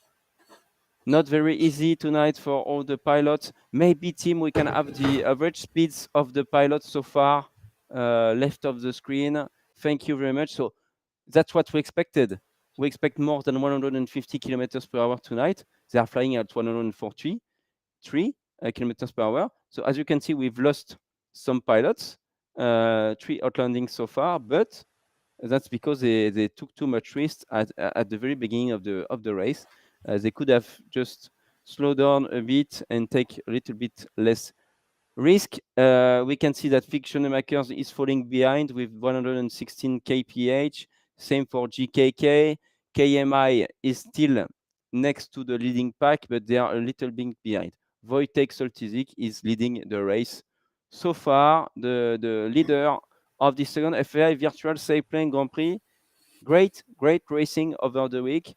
Very consistent flying from Wojtek. So tonight he needs to score points again to be able to secure his world title. Very clever way to manage the race so far from Wojtek. Very close to Arne Martin as well. So he's controlling the race. Tim Madsen has fallen behind as well. He will need to catch up. He's doing his own flight, Tima. Frank is asking Frank Schwertfeger, the German, what climb rate is the average right now? Can we see that? Would you mind putting that in for us to see? I think what we can do is go live with Arne Martin Göttler. Yeah, with Wojtek. Wojtek, 3.5 right now, between 3.3 and 3.5. Very good question, Frank. We should have shown that earlier. So a good 3 meters per second for the leader tonight, Wojtek Soltysic. Looking at that beautiful circle that they're flying with this average of 3.1, I have yet to experience that in my glider, to have this perfect circle all the time. Always looks different on my OLC or something like this. I'm looking at it like that didn't look perfect. But that's the virtual world for you, that the effects are less than perfect in the real world. But I guess with the next Condor 3, I think there might be a little variation here and there to make this game even more realistic, and a simulation that is more realistic than it already is. So really nice to see. This is a great view, and looking nice. Yeah, still 3 to 4 average. Very nice. Yeah, very good climb here. Good climb rate for the pilots. Very good thermal. If you have questions in the chat about next year and the next events. You know, there is the World Series coming back after the second FAI Virtual Sailplane Grand Prix. The next one is going to be in October for the World Series. If you don't know the World Series, you can go on our website. It's virtualgliding.fai.org. Our website. I'm gonna put it into the chat. You click on World Series in the headers there, and you will see what it is. So next race is going to be on October 9th in Poland. We're going to go fly in Leszno in Poland because there was the European Gliding Championship a few weeks ago at the same time as the Juniors European Gliding Championship in Denmark. So we couldn't do both of them. So we are doing Poland in October. Then we will go to Brazil at the end of October on the 26th. Chile on the 9th of November, Japan on the 23rd of November, and then New Zealand and Australia in December. We will end this World Series in Australia on the 16th of December. Very big live streaming on that day as well to end this World Series 2023. Trustmaster will be there as well, probably. We will continue collaborating with them. We aim for a very long and great partnership with Trustmaster. So go on the website and have a look at the World Series. It's a free event. You can be 400 pilots competing to each races. It's amazing to do. It's not as elite as the second FAI Virtual Sailplane Grand Prix and the Sailplane Grand Prix in general, but you can try the races with everyone, and you can fly with the pilots who have the same levels than yours, and so on, and you can improve your skills with this World Series. So it's very important, all free and so on. Just join the World Series when you have Condor 2 and a joystick, and we are here together to race. And another thing you can do while you're watching all this and you have nothing else to do, click like and subscribe. It just helps us to bring this channel even further up and maybe coming out of that niche market and popping up and say, hey, what's this? And getting more and more people familiarized with what is actually happening in the virtual world as well as in the real world.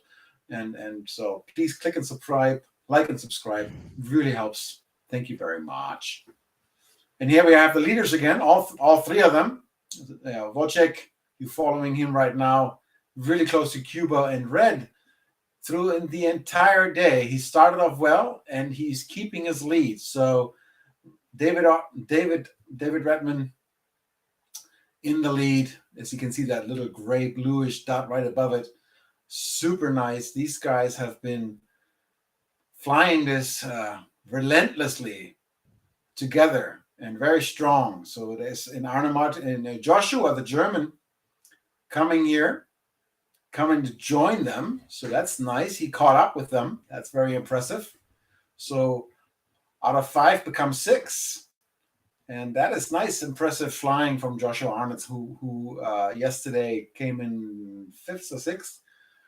And so that was nice. He came in 7th yesterday, got 3 points. And his overall scoring right now, he has 7 points overall. So a good scoring for today would put him into a possible nice podium spot. Yeah, exactly. There is something very interesting going on right now. We have this pack that is forming at the front of the race. There are 9 pilots around this pack.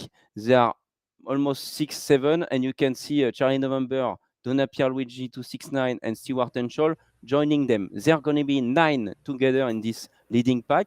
Mialik Nos is alone on the ridges, next to the ridges there, and behind you have 2 guys flying together that are out of the points, that need to get points. It's John Churchill and Tim Matson.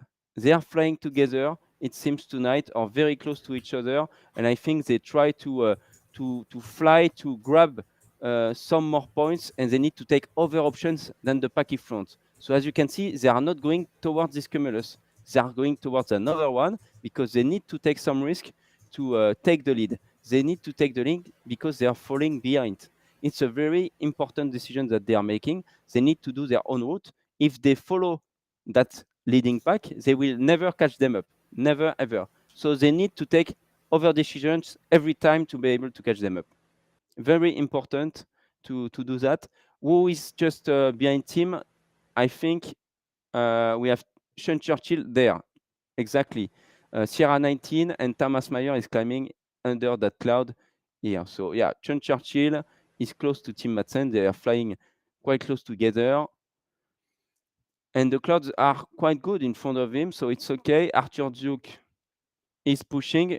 Didn't stop in this one. Arthur, he can still take some very good points tonight, so he's going for it. Yeah, it looks like he's trying to. That cloud looking actually quite healthy. There's a new one building right under it, so he might be getting a super sweet lift at that one. And it's nice to see that this race ain't over. There's no real leader that we can say he's it. Not halfway in, a little bit over half. And even Tim Madsen trying to do his thing. He's high. He's 2,000 meters. And Arne Martin Gutler also 2,000 meters right there. So super nice. It's going to be a tight race all overall. But I'm going to say excuse myself for a moment because I need to use another room of this house to be back in a moment. So please excuse me while I'm leaving. I'll be right back. No worries. Arne Martin Gutler is right there. We have the 2D view, guys, so that everyone can see where we are. We are more than mid-race now into the virtual Sailplane Grand Prix in Pavullo. They are just joining Pavullo. Pavullo is right here. Right here, up. Right there is Pavullo Airfield. We can see Knos, Mihaly Knos, KMI is on the ridges there. We have a leading pack of 9 pilots, and Tim Madsen is taking different decisions, different options tonight to try to catch up the leading pack. He is falling. He has fallen a little bit behind, but trying to come back in the game. 1,500 meters from Tim Madsen, aiming for another cloud, is lower, and in terms of total energy, is behind all of those guys in front of him. Thomas Mayer has taken a very good climb up to 2,000 meters.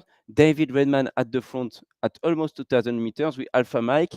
So that's very good flying. GKK has climbed quite a lot as well, but is behind, probably next to Vic, unless he's made a tremendous work to come back in that leading group. I'm going to check that right now. Where is Jarmo? Yeah, he's behind with Vic Schoenemakers, indeed. Arne Martin Gutler in the pack. Thank you, team. So indeed, he's right there. There is Vic who has stopped just behind Jarmo. Mihaly is still on the ridges there. And the pilots are still climbing in another cloud. I feel like the pressure is rising. The pilots are slowing down a little bit tonight. They're slowing down. The conditions are not great everywhere, so they really need to be careful. Can we get the average speeds once again, Timothy, please? And maybe if you have the distance flown for all of them as well, so we can have a view of the total energy of those pilots to see who's leading, who is falling a little bit behind, and so on. Norman is back. Oh, I'm back. I did a pilot mistake. Coffee and water don't work really well. And I didn't put on my diaper to be able to stay here for 3 hours or 2 hours. So I apologize for that, but that's what we do. And a pilot would never do that. He would never drink a cup of coffee and then slurp all the water right behind it. That is just a failure right there. But this is like, wow, everybody is back in the same gaggle, the way this looks, with David Redman leading on top of this whole thing, and he's done. He's on the cloud base and leaving the thermal now, and everybody else is going to follow him. And John Churchill just entered the bottom of that, trying to come up to the same height. And there we can see the average still. Now we have Tim Madsen leading with 136, but he's not flying in that same thermal. He has his own. He's doing his own race. Very interesting. So 136 kilometers per hour. He needed to catch the guys in front of him. He needs to climb. He was the lowest one a few minutes ago, so he needs to climb to get a better energy, more potential energy to then glide further away along this race. Thank you, team, for this table with the average speeds. You can see that they are all quite close together, and the arrival should be very tight once again. For the pilots, I'm throwing the links from Twitch and from the World Series in the chat right now. Please join us, subscribe, follow us on the channel. It's very important. And if you can like the video, it's great as well for us. Thank you if you're doing that. And you can share the video with your friends. If you're watching from an air club, sometimes it's quite often the case. You are with your friends at the airfield and so on, and you just watch the race with us. You're 25 watching the race, drinking a beer, but in the views we don't see that, and people don't see that. So it's if you have your smartphones or whatever, just just open them, go on YouTube or on Twitch, and open them so that we can have more views. It's very important for the partners as well, so that they can keep follow us along the events. But they are very enthusiastic about virtual gliding and what we do. So we just need to continue to do this job all together with the fans. One question from Almost Sante, sorry. If you see the pack climbing in a really strong thermal, it's maybe not the best moment to deviate, even if you have to do something differently. Unlikely to find something stronger. But in Condor, it's not easy to tell the over's climb rate without the FLARM. Actually, in Condor, it's not easy to tell, indeed, not like in real life. In real life, you can have on your flight computers the average climb speed of the other pilots with the latest technology from the FLARM. Here, they don't have this option, but they can still manage to do that visually. You can see that the guys are climbing very well compared to what your thermal or the previous ones that you've had. They have a lot of experience. They all know how it works in Condor. We're back with the 2D view to watch the race. We are a little bit more than mid-race. We are at half point between turn point 2 and turn point 3 of 131 kilometers. The main pack is there, more than 10 pilots now in this main pack. Sorry, Tim Madsen is climbing 2,300 meters. He's the highest one now. Tim Madsen, he will be able to continue towards Pavullo airfield now.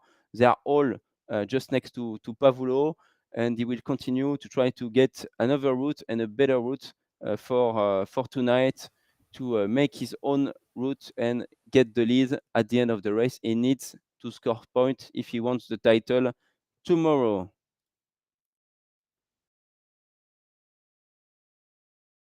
Oh, that's Tim Madsen, isn't it?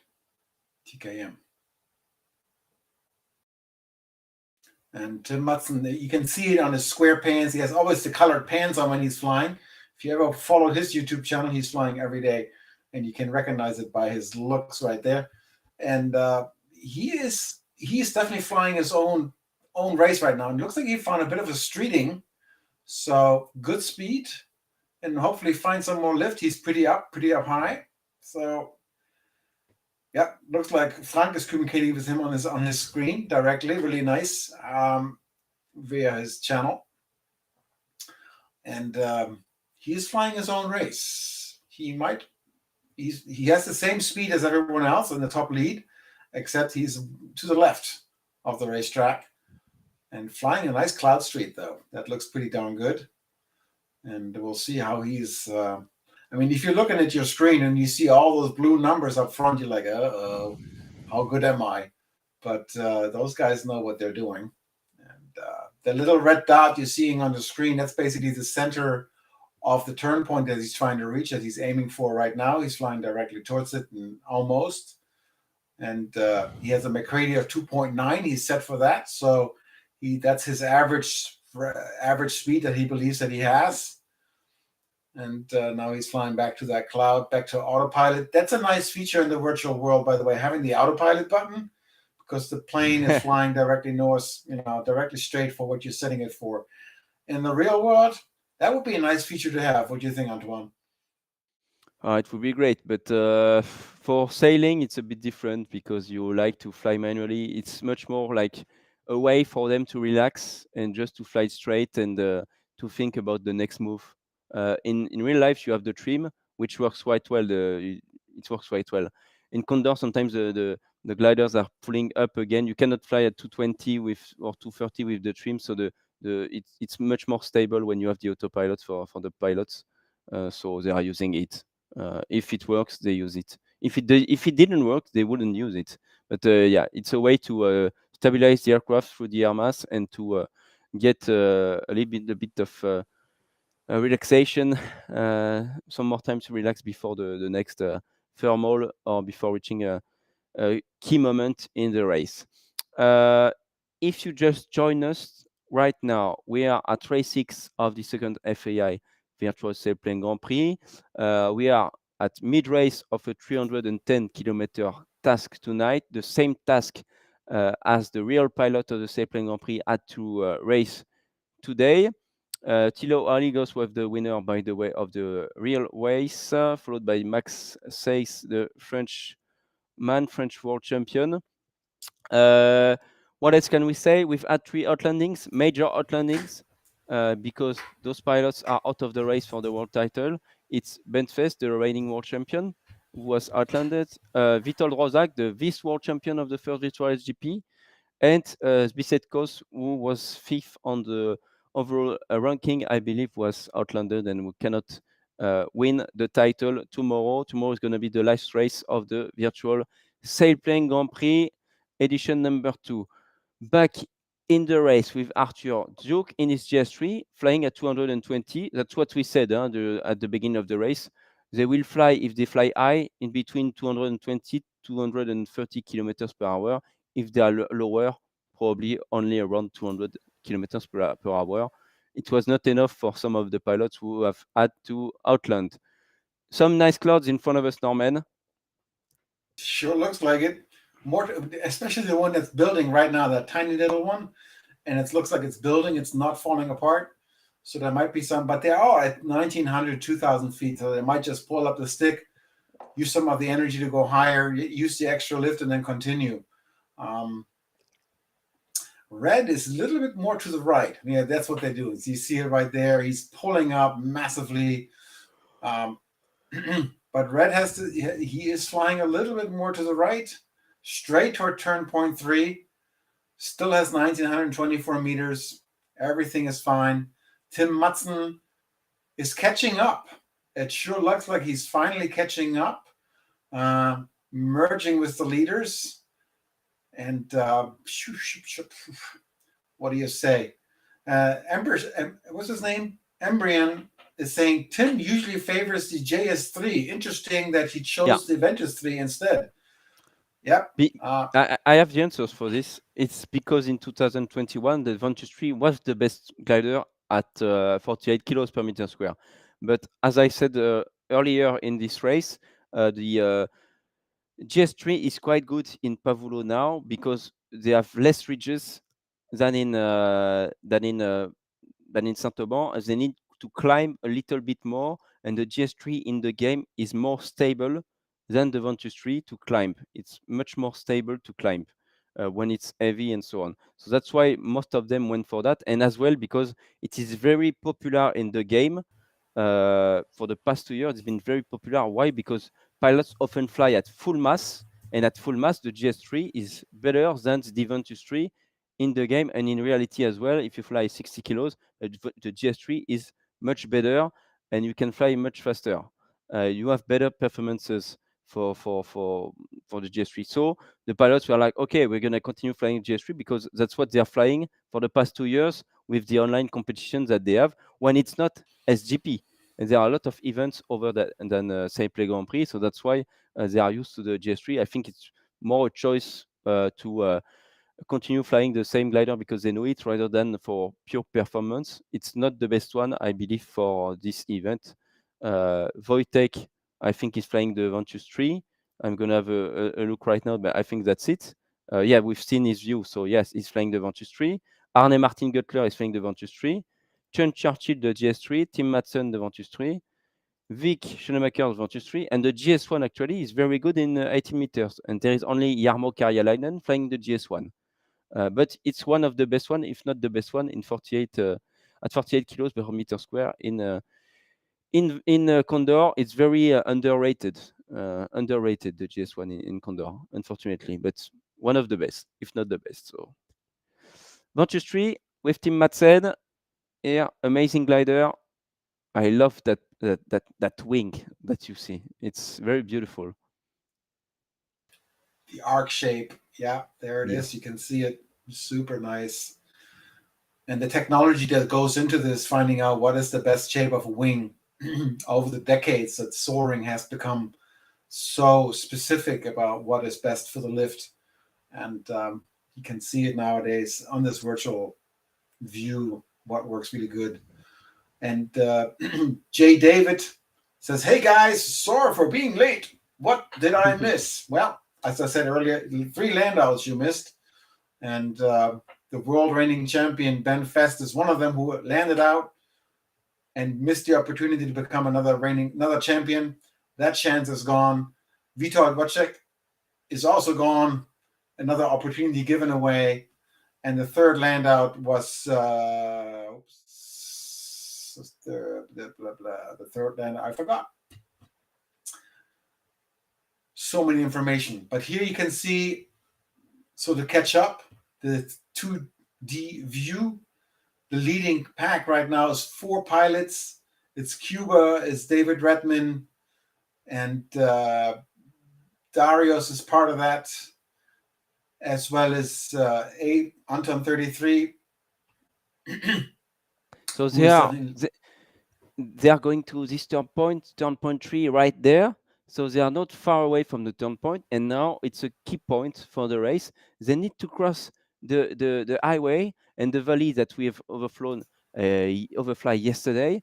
The valley with the highway coming from Bologna and Modena going to towards Firenze, which is just next to me, just under me, Firenze. And here, this valley here is where the Mugello track is. If you follow the races for the past few days, we went twice next to the Mugello track.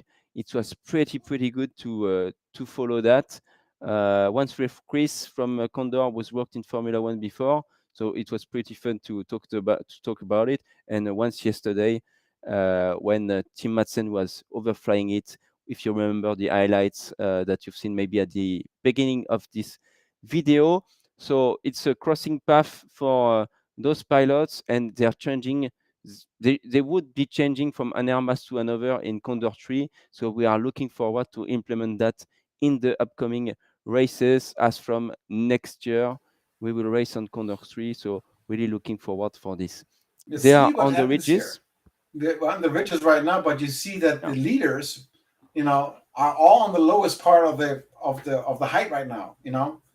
Sarah Oscar Lima, Kilo J, Anton 33, and they are all at the 1300 mark, which is very low, and they need to find a lift right now, while the rest of the crew is all behind them and quite high. So we're coming again to this area from the beginning of the race that was the clouds weren't as strong or not as many. I don't know what's happening there. This seems to be a little bit of a hole right there. Yes, they're flying the ridge, but they need to find a cloud very soon. And that gives the other guys the opportunity to catch back up. And turn point 3, as you said, is a very key point because we're coming close to the final glide in another 20-30 miles. Well, there are still some kilometers to do, but I think the final glide will be in about 20 minutes from now. Maybe we can have a look quickly, Tim, at Trustmaster while the pilots are trying to get a small lift here. And we will talk about our partner. So there is a giveaway prize, guys. It's very easy to enter. Follow both Trustmaster and FAI Virtual Gliding, either on Facebook or Instagram or both. You can try on both social accounts. You need to share the post and comment the post. We will announce the winner tomorrow with Julien from Trustmaster. There are 2 packs T16000M FCS OTAS to win, the value 150 euros each. We've put in place a promo code with them, FAI 15% off if you want to try Condor and flight simulation with us. You can buy the I would suggest, if you have 50 euros, the joystick T1600M. I would go for this one. If you are a little bit more money, I would go for the pack with the throttle, so you can have the air brakes, simulate the air brakes, and as well have the Foot pedal. the foot pedal, but the flaps on the throttle, and then you have the T-Flight rudder from Thrustmaster to simulate the rudders, which is quite important in gliding. And next to the FAI code, you will see another QR code, which is the way towards the web page showing you how to buy Condor, how does it work, and so on, and kind of the way you should follow to buy Condor and to try virtual gliding.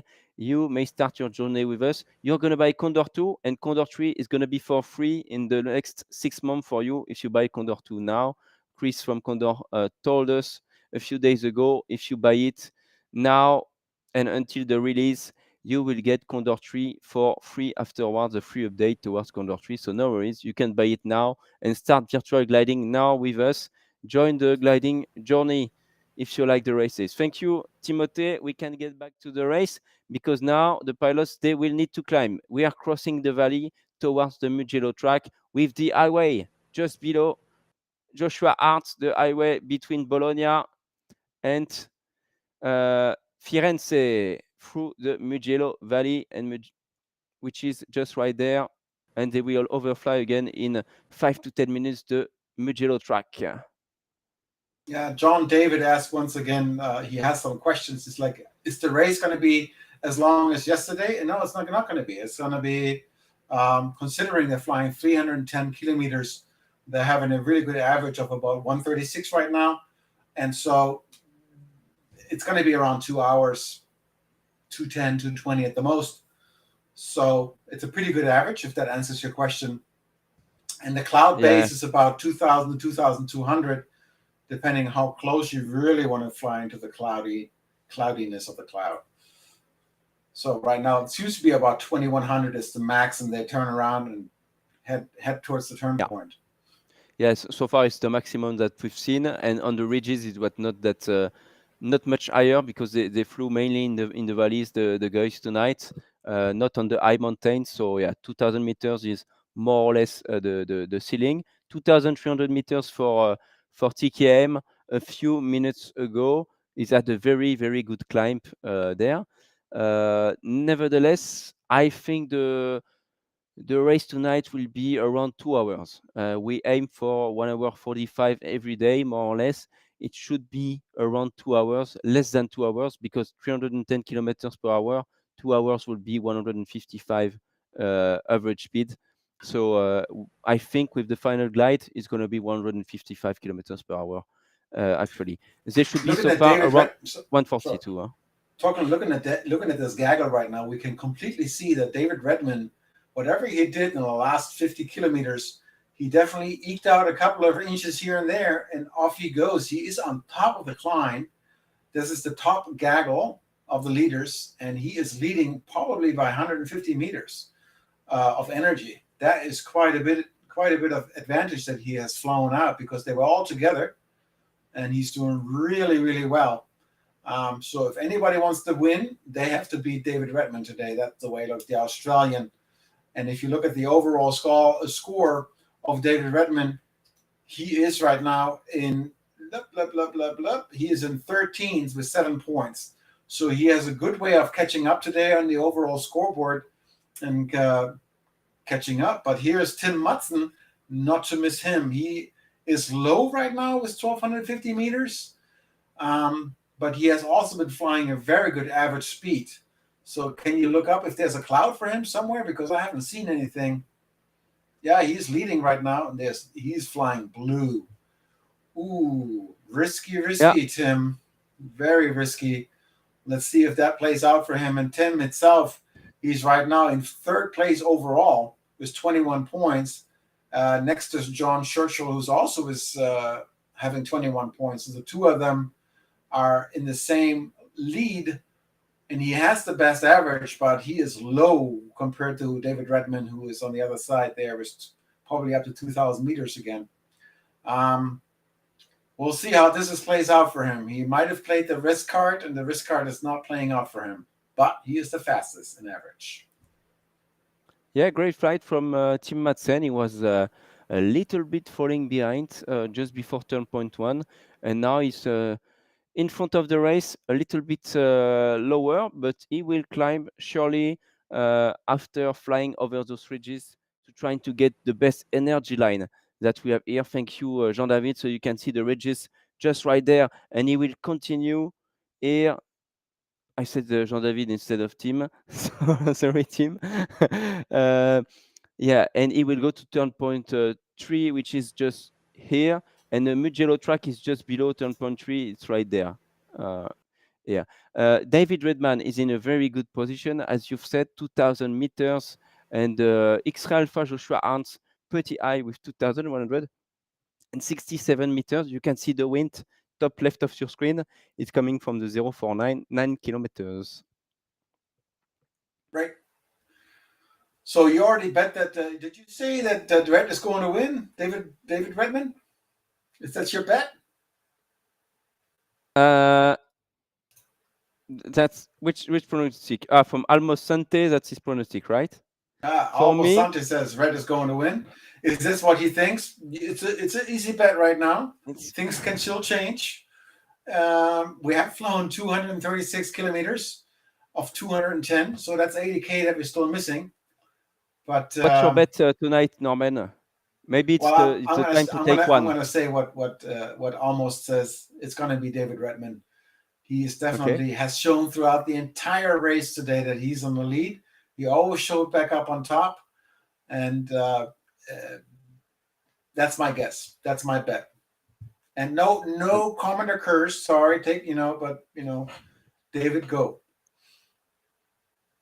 I think, on my end, I think it's going to be Arne Martin Göttler, because he needs the points absolutely, and he's in front of that pack, and he's trying to do like in the Tour de France. Sometimes you need to attack and you need to take the lead, and I think that's what he's trying to do just right now. Maybe it's a key moment for Arne Martin, and I'm betting on him tonight. It's gonna be either him or Joshua Arns. I feel Joshua in a good mood tonight as well.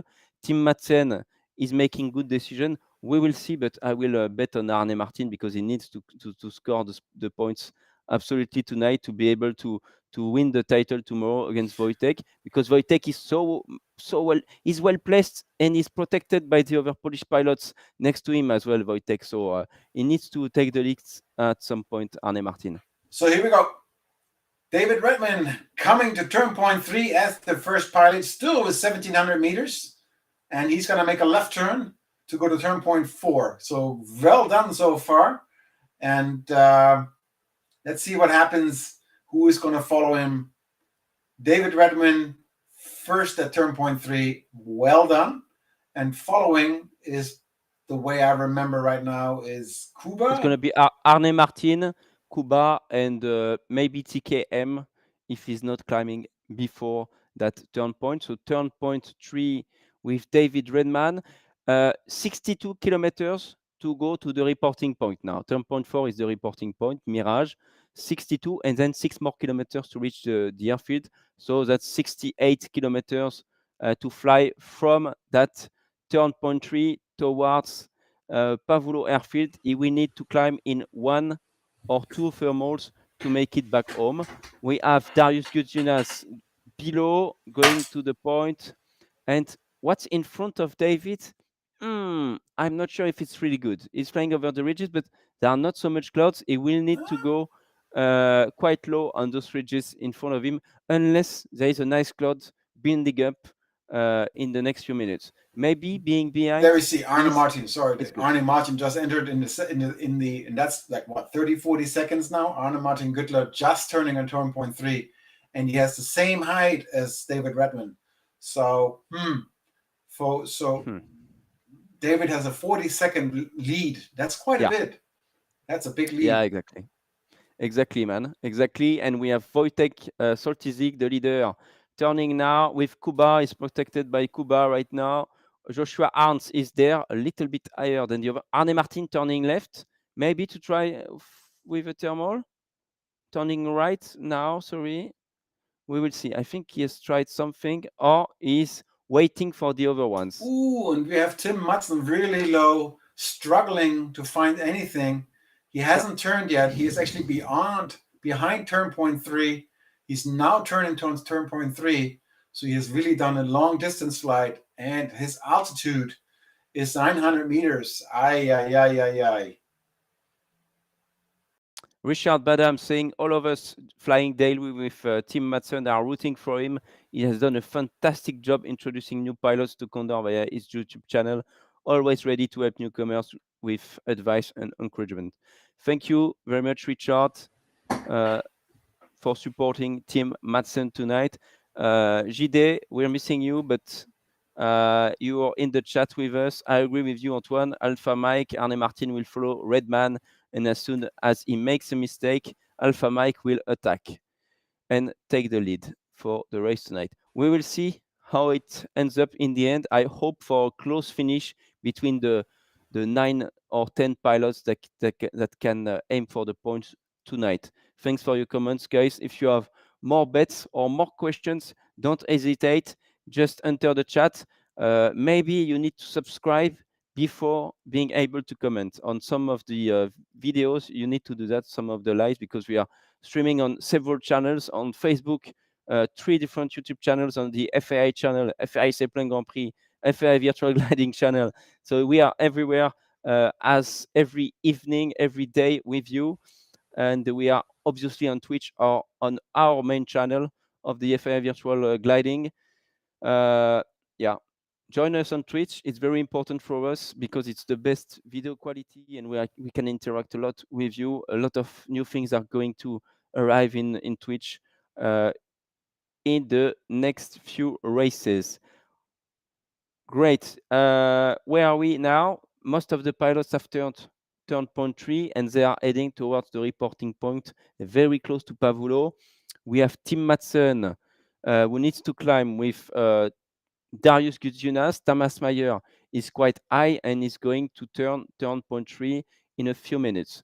KMI, Vic Schoenmakers and Jarmo are falling a little bit behind, and they need to catch up the pace of the leading group. They will reach turn point 3 in about 5 minutes from now, 3 to 5 minutes from now. David Redman, 1,300 meters, followed by Kuba, 1,300 meters as well. So yeah, he has a good lead. Alpha Mike Arne Martin at almost 1,500 meters. Maybe they're stopping in the thermal here now. Right. No, somebody's talking here on YouTube saying it would be nice to have a blue thermal day. We did have a blue thermal day just recently. Yeah. So we're following as closely as possible to the race weather, or the weather of the actual race. So in Pavullo, Italy, this is basically what the day looked like, same as yesterday. And yesterday was a interesting flight with hardly any clouds. So, or actually overcasting. I will answer the question about blue thermals. There have been 2 blue thermal days during practice day, because we have replicated the races of the real during practice days, and it was really blue, and it was way too difficult for the pilots because the thermals were quite further away, because the cloud ceiling was like 3,000 meters. So big, huge thermals, you could climb very high, but then if you have very high ceiling, then the thermals are much further apart, and it was very difficult for them to find them, and they flew at approximately 100 kilometers per hour. It was very difficult racing for all of them during the practice days, and we've had chat and talks with the pilots, and they were like, yeah, I understand we need to replicate, but as well we need to race and to offer a great show to the public. So if we have blue thermal days, try to avoid to have only blue thermals, because for us it's not going to be easy, and for the stream it's not going to be fun as well, because we are not going to race fast and so on, which we understand. And I know that they want to push the developer of Condor 3 to do more on blue thermals, but you know, in real life, blue thermals is amazing because you can really feel the air mass much more than with the cumuluses, in my opinion. And you need to really concentrate yourself on what you feel to be able to go left, right, and find the best spot to climb. And it's more difficult in Condor because you cannot feel that air mass in Condor. You have your force feedback stick maybe, but you will not feel your back going up or down and be able to navigate towards the next turn point easily. You will not find the thermals and so on. Donna Pierluigi is crossing the valley. And not right much now. height either. He's looking for something. And That's what we said. That's what we said. risky. It would be difficult. It will be very difficult. We've seen after turning that turn point 3 that there were not a lot of options in front of them. They would have to go on the other side of the ridges to find the first thermals right there. Some of them are here. The ridges are not great because the wind is not strong enough. So it gives a little bit of energy, some good lines to avoid losing too much altitude, but it's not great. Yeah, this is tough. I mean, you're that close to the ridge. You had 1,100 meters, and you have flown 263 or 310 kilometers, and now you're scraping. There's not a cloud to be found any near distance. That one over there is dissipating, and there's a little bit of ridge lift, but not much. It's more like reduced sink the way this looks right now. And it might be a key moment, Norman, because we have Wojtek, the leader of the second FAI Virtual Sailplane Grand Prix, who is quite low. He's quite low now, just like some other pilots. Joshua is in a much better situation, 200 meters above, but he's quite low, flying at 200 kilometers per hour. They need to slow down sometimes when it's starting to be difficult, because otherwise they might outland. And if we can have a look on the left team to check what are the cumulus options, but there are not so much options, then they need to go over that ridge to find the next one. It's difficult. Arne Martin, 1,400 meter, it's a bit better, but not really, really good. What's in front of Arne Martin? Timothée, for now, we'll see that in a few seconds. Flying at 190 kilometers per hour. He has flown 262 kilometers so far. Just Frank Yemstra in the chat saying, I place my bet on Vic again. He's a bit behind, but we need to cheer him up to get in front. Come on, Vic. Thank you, Frank. Another question from Kekeleku, or to put it in another way, what are the reasons that explain that the pilots fly along the ridges? Well, that's because they don't have cumuluses here, but previously it's because when you have the ridges, it gives some extra energy, and you can have better thermals when you have those ridges. So that's why they tend to prefer to go to the ridges, and the energy lines to circumnavigate the valleys and so on are much better if you go on the ridges. That's where the powerful thermals are on those ridges. so what's and going if you on fly, with Red? Sorry, I want to see Red. Yep. Where is Red? Mr. David Redman. Where is that guy? There he is, 1,300 meters. I think he's starting to go for the. Oh, he found one right there. Bam! That's the one. I think he just nailed it. He just nailed it. That might be the winning thermal right there for him. He's not climbing that much, huh? It seems to be difficult. There's another one later on, which seems okay, but now he's pulling. Maybe he's finding the good one. Yeah, indeed, he's climbing. We can see that. Arne Martin is going to the left towards Wojtek. Maybe it was the time for him to take another option to win the day, and because now he's taking the same option, and if they outland altogether. He's not going to take anything else. It's either his option. Oh, maybe he has something. Okay, there was something, but he ticked away. Let's Look stay how there. close they are. Oh, this is close, guys. Landau's coming up here, unless they find something. Tim, is there anything above them? Please. Nothing. There is something. There is a small thing. You see, he's protected with Kuba here. They need to try to find something together. I can see 269 behind Donapierre. Joshua Arns is going in the valley towards turn point 4, towards reporting point. There is another cumulus cloud in front of him. Yes, just right there. We need to have a look above their heads every time right now, because they are very low and we need to be able to anticipate what they plan to make. Cuba is there. Okay, behind Donapierre is following Cuba. Darius is a little bit higher, 1,400 meters. He's really over the ridges. He didn't take the valley option. He stayed over the ridges, which is quite interesting because the wind is pushing from this side towards Pavullo. Okay, so it's much better for him. No, I'm wrong. I think I'm wrong. It's from so from the opposite side. So I'm quite surprised he's here actually. I don't understand the choice then. I don't understand it. Maybe he's going towards that big cumulus. We will see what he's doing. Arne Martin is climbing. We can get back to Arne Martin.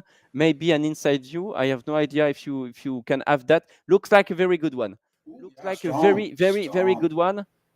Oh my God. Oh, it's almost 5 meters. I need to get out of the way again. No, can't do it. There we go. 3.4. 3.4. So he's gonna go for the win today. Where is David Redman? Is he with him? No, he's David is actually above. He's high. David is high and ahead. He's with Stewart and Scholl. GHK. Norbert Kiss is joining. Arthur Duke and Sean Churchill are a little bit behind. David Redman, his altitude is 1,635 meters. He's in a good position indeed so far, but if Arne Martin can climb well, he can pass over at David if it's becoming difficult for him. It's something to follow. Can we get back to Wojtek for a second? I want to see how the guys are doing, the leaders. Oh, it seemed very difficult. Can we have a look just above him to see if there is something? But I think there is nothing anymore. There is the small thing. It is dying. It is dying. That's why. But there's a new one building right next to it. So there's something. If you look at it, there's a new one building right there. Yeah. Sorry. This is an exciting one. We're definitely at the key moment of this race. We're looking at it. People are struggling. If you're not above 1,300 meters right now, you're struggling. And Joshua just found a nice thermal, I think. There he is. Come on, turn, boy. Turn. And Redman is at 1,500, heading for turn point 4. I think he might be. Can we have the view for the minimum, what do you call that? Glide ratio or something like that? Like how much meters she still needs to get to the finish line? No. We can do that. Almost 280 kilometers flown for him. Then it's 32 kilometers away so far, because it's 310 kilometers for this race. So 32 kilometers away. It needs to be at 850 meters. It's too low. It's too low for now. We have a big info tonight. Indeed, a cloud was building. We can stay with him a few seconds because he's gonna try to get this lift very close to the ground. There is something. Okay, so that's the view from Wojtek, and he's going. You will see there is a little bit of delay. You can see the heartbeat increasing. We can lose it all right now, but it looks like this one is good. And Kuba has done a tremendous work tonight if he is able to climb back again. Let's see his average, the variometer. Let's look at the variometer now. That is such a close call on the edge. My goodness. Yeah. On a world final, you can do that. He doesn't get anything below on that variometer so far. He needs to unballast. No, he has. Okay. No, he has it. He has 2 meters right now. Yes, yeah. There was a small 2 meter per second stuff. And his heart rate is at 113. His heart rate is going up, by the way. He will lose some time, but he will not lose it all. It's very difficult for Donapierre Luigi behind as well. He will land out, Donapierre, I believe. It's very close. He's very close to landing out. Wojtek is holding up. 1 meter, 2.3 meter now. 111. Jak złapałeś w końcu, to ci spadło. Donapierre's landing out. That's another whammy. He had 10 points and he's landing out. That means goodbye that. There's no more chance to go there. But Boy, he's lucky here. Vucek really saved the day. He was basically landing on the ridge. Tam czwórki It's 20, 30 złapali. meters, and he made it. He's back in the air. He's going to make it to the end, pretty sure. But he's not going to be first. No way. I have a feeling David Redman Tutaj też mówka, no is tak taking poleci, this to one nie- home. If you can go back to David just to see where his positioning is. Też w sumie mogłem, bo blisko. What a save. And Red is really up high. Wojciech is coming up back to 1,800 meters, almost 1,900 meters. There's David Redman. Well done, Gliding, David. finding a new cloud. Some sort of lift here, not much. He is not out of the woods yet. So for Kuba, it's okay. For Donna Pierluigi, it's the end of the game. Wojtek made it. He could climb back in a good thermal air. It is just building up, this one. So we'll be able to keep it until the very last moment of this thermal.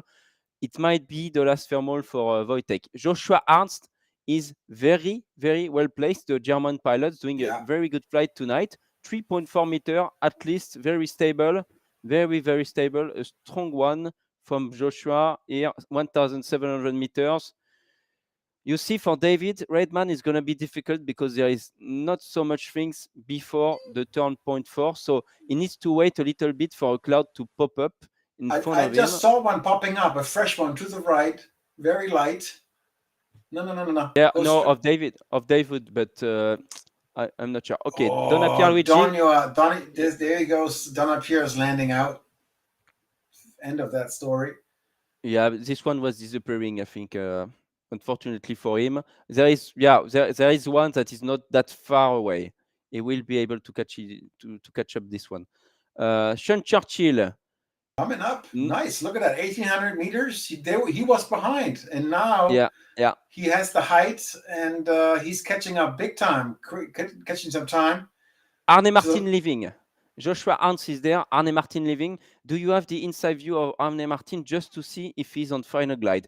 1,900 meters, 30 kilometers away. I think it's the final glide. Yes, is Macready at 3 on the final glide towards the airfield of Pavullo. He has enough energy for the reporting point in Pavullo. That's confirmed. He's on final glide. Arne Martin Guttler from Norway for the win tonight. I can see Arthur Duke there on the right. I think maybe he has left the thermal as well, meaning that he's in the good position. While Wojtek, he has seen Wojtek on the left there.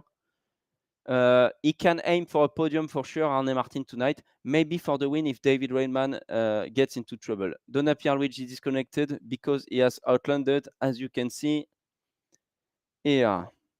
Do we have the average speed? Team, I want to see if we go 144. I was aiming for 155 to get 2 hours, so we're going to be close to that with the final glide that we have here. Arthur Duke is at 1,400 meters right now. 1,400 meters. It's going to be a little bit tight maybe to get to the reporting point and then safely to Pavullo. It's a very long final glide for Arthur Duke. I think he's missing 200 to 300 meters to make it safely. Stewart Henschel, very well placed for the points. Joshua Arndt, you see, he's good. Kuba and Wojtek have left. They have left the thermal, I think.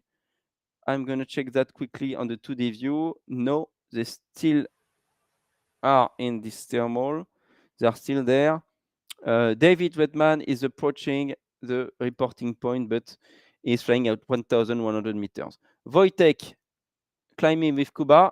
You see, it's much more difficult for him to climb than for Kuba. So maybe it's not okay yet. So he's leaving. He's not happy. He's leaving, but I think it's quite low maybe to leave. Okay, trying again. He found it now. He wasn't Hold up, man. Well done. Yeah, that was like it's not right, and now he found it, and he's going to be like, sweet. So David Redman coming up to turn point 4. Man, only 12 kilometers left. I don't think he has enough height. Maybe. No. No, I think he doesn't have enough, and he will need to get some help from the cumulus that is just right there. Just There past the should turn point. Yeah. Yeah, there should be enough energy. Let's go back to the 2D view. Right now, we have Darius Gudjunas stuck here in the valley. Well, 2,000 meters, Darius, but he's quite far away. The contenders for tonight, David Redman, Arthur Duke, Arne Martin Guttler at 1,400 meters, while Arthur is 200 feet below. Joshua Arns, he has 1,600 meters, so that's pretty good. Sean Churchill, Sierra 19, 1,500 meters. Norbert Kist is there as well with Thomas Meyer, well placed. That's pretty good. I think we're going to have a close finish, at least for the podium, maybe not for the first place if David Redman makes it without stopping. We will have a look in a few minutes from now with David Redman reaching the reporting point. Wow. I think the battle is happening between second, third, and fourth and fifth. That's where it's actually at. Second, third, fourth, and fifth. And if David doesn't do a mistake or does not find another lift, he is definitely winning this race. But let's not smoke the cigar yet. Always towards the end, so we don't know. Let's not make it the Commodore curse does not occur here. So let's go back to the other view so we can actually see if David maybe has a good cumulus cloud up there. Not yet. So with Alpha Mike, I believe in. David Redman is So he flew there. through turn point 4. We just missed that. Yes, he just flew towards the reporting point. He has passed the reporting point and he's flying towards the finish line. He needs to cross the finish line at 850 meters QNH minimum. I think he will make it. Indeed, the wind is pushing him. You can see his variometer is at some help from the cumulus indeed after the reporting point. So that's pretty good. Flying at 188 kilometers per hour. It's going to be fine for David Redman for tonight. Very well done, David. Very good flight. He's won the practice day, the official practice day, but he was really looking for a win in this official races, the second FAI Virtual Sailplane Grand Prix tonight. David Redman from Australia, very well flown. Winner of the day probably in just a few seconds. He has to remember the 850 meters, so he has to pull up, but he has enough energy right now, flying 196, 97. He knows what he's doing. He's giving a nice little push, and then right before he's just going to pull up and happening. And nobody has turned the turn point 4 yet, so he has a really sweet lead. Yeah, very impressive. Give it to David Redman today.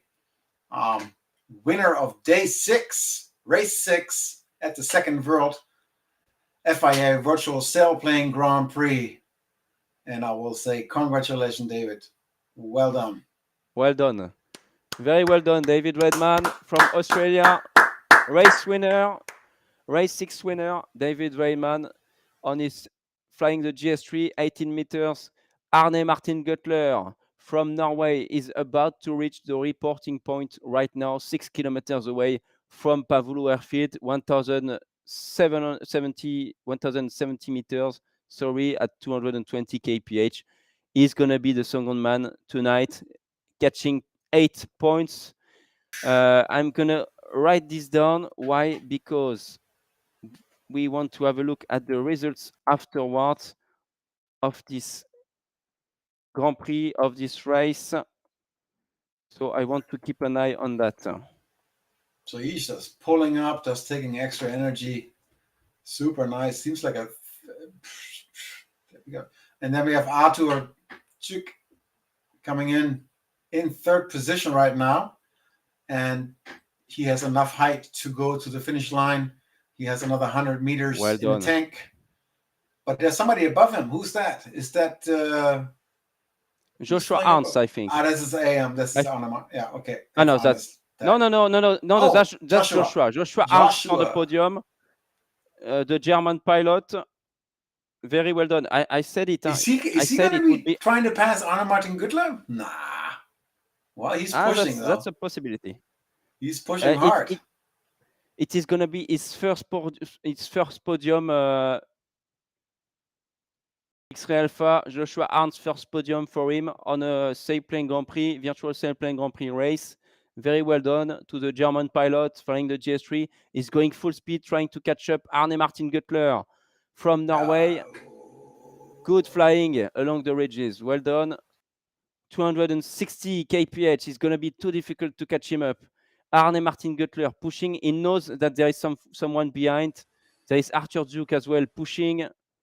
We have Sean Churchill at the reporting point and Norbert Kiss as well following. Arne Martin Guttler, second place tonight, scoring 8 points at race 6 of this second FAI Virtual Sailplane Grand Prix. Joshua Arndts from Germany, third place. Well done, Joshua. Benfest must be proud tonight. Arthur Duke is going for the fourth position. Stewart Henschel just behind him. He will try to catch him up in the last few seconds of this race. It's going to be tight. He will have to pull up. Be careful with the penalties, Arthur. 850 minimum. It's going to be fine for him. Stewart is coming. Wow. Look at that. Very speed tight. From behind. Stewart Henschel. And then Sean Churchill coming also, another British pilot coming right behind him. As you can see, it's only seconds. I mean, it really is not much time between first and 10th.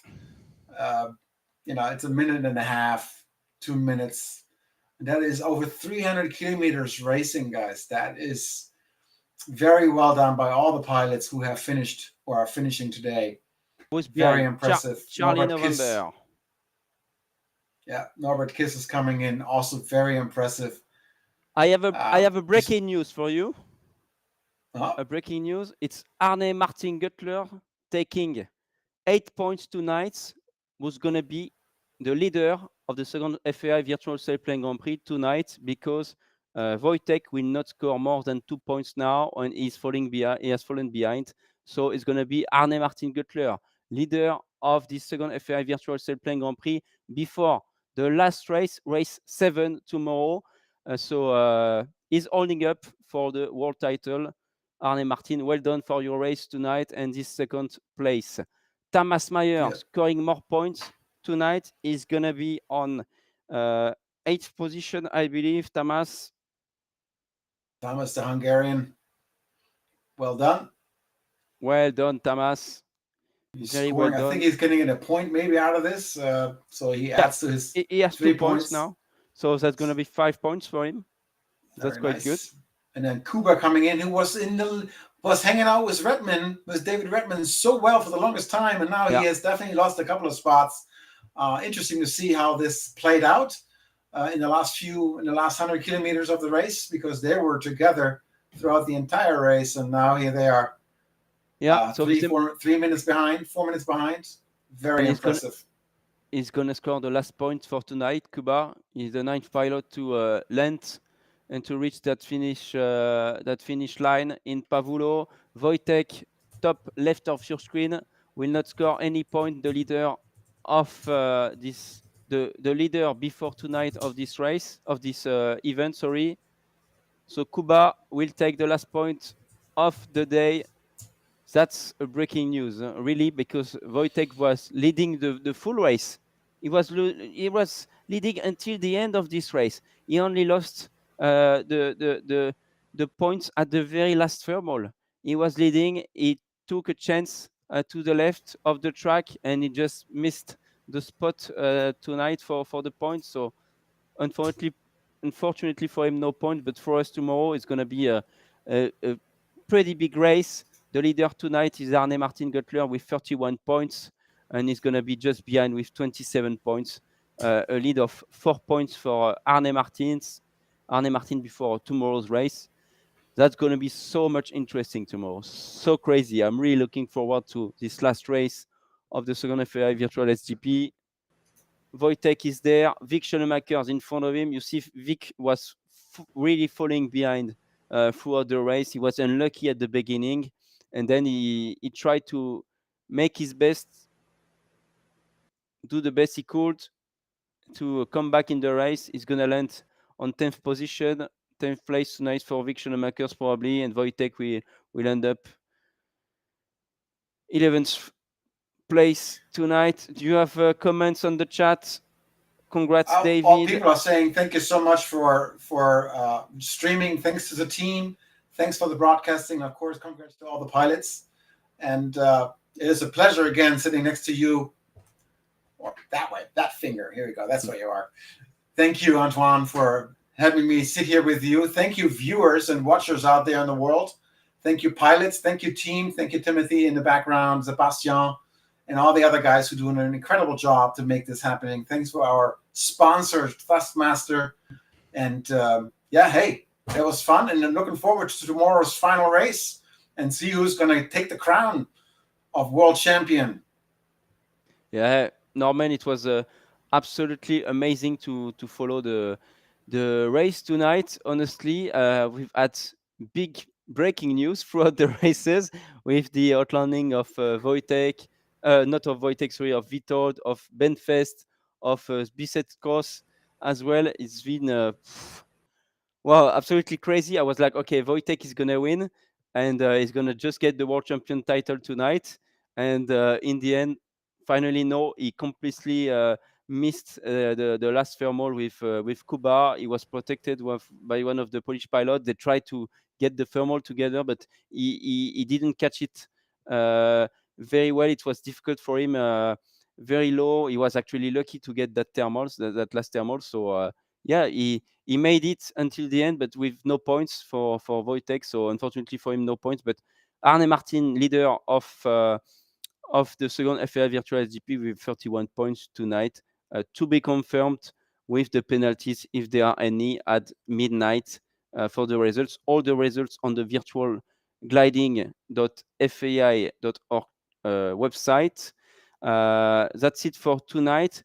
What we will do right now is the same as yesterday. We will leave you with the highlights from today's race in the real Sailplane Grand Prix so that you understand what happened in that race. 310 kilometers as well, the same race in Sailplane Grand Prix today. So enjoy the highlights of the day. We see you tomorrow. It's going to be amazing. Norman, are you going to be there? Probably I try to be. My schedule is busy. I will do my best to be there because I want to see who wins, though. And if not, I watch it with one eye on my screen. Whichever way it will be. Thank you, Antoine, and have a great day. And peace to everyone. Have a great day, everyone, or great night, wherever you are in the world. Thank you for following. Subscribe, like, comment, and come watch us tomorrow. It's going to be very exciting to follow the last race of this second FAI Virtual Sailplane Grand Prix. Good evening. Good day, guys. Bye-bye. And of course, inevitably, they came together. On the top of the peaks, both groups joined together, and from then they run the ridges all the way to the southernmost turning point. For a while, there was a bit of management of the race with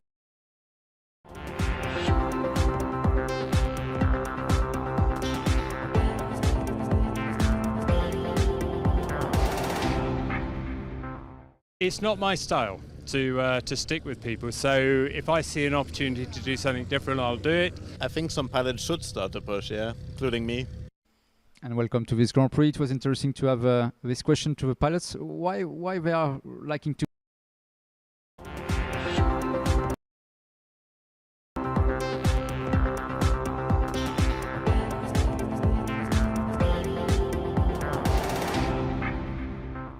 It's not my style to stick with people, so if I see an opportunity to do something different, I'll do it. I think some pilots should start to push, yeah, including me.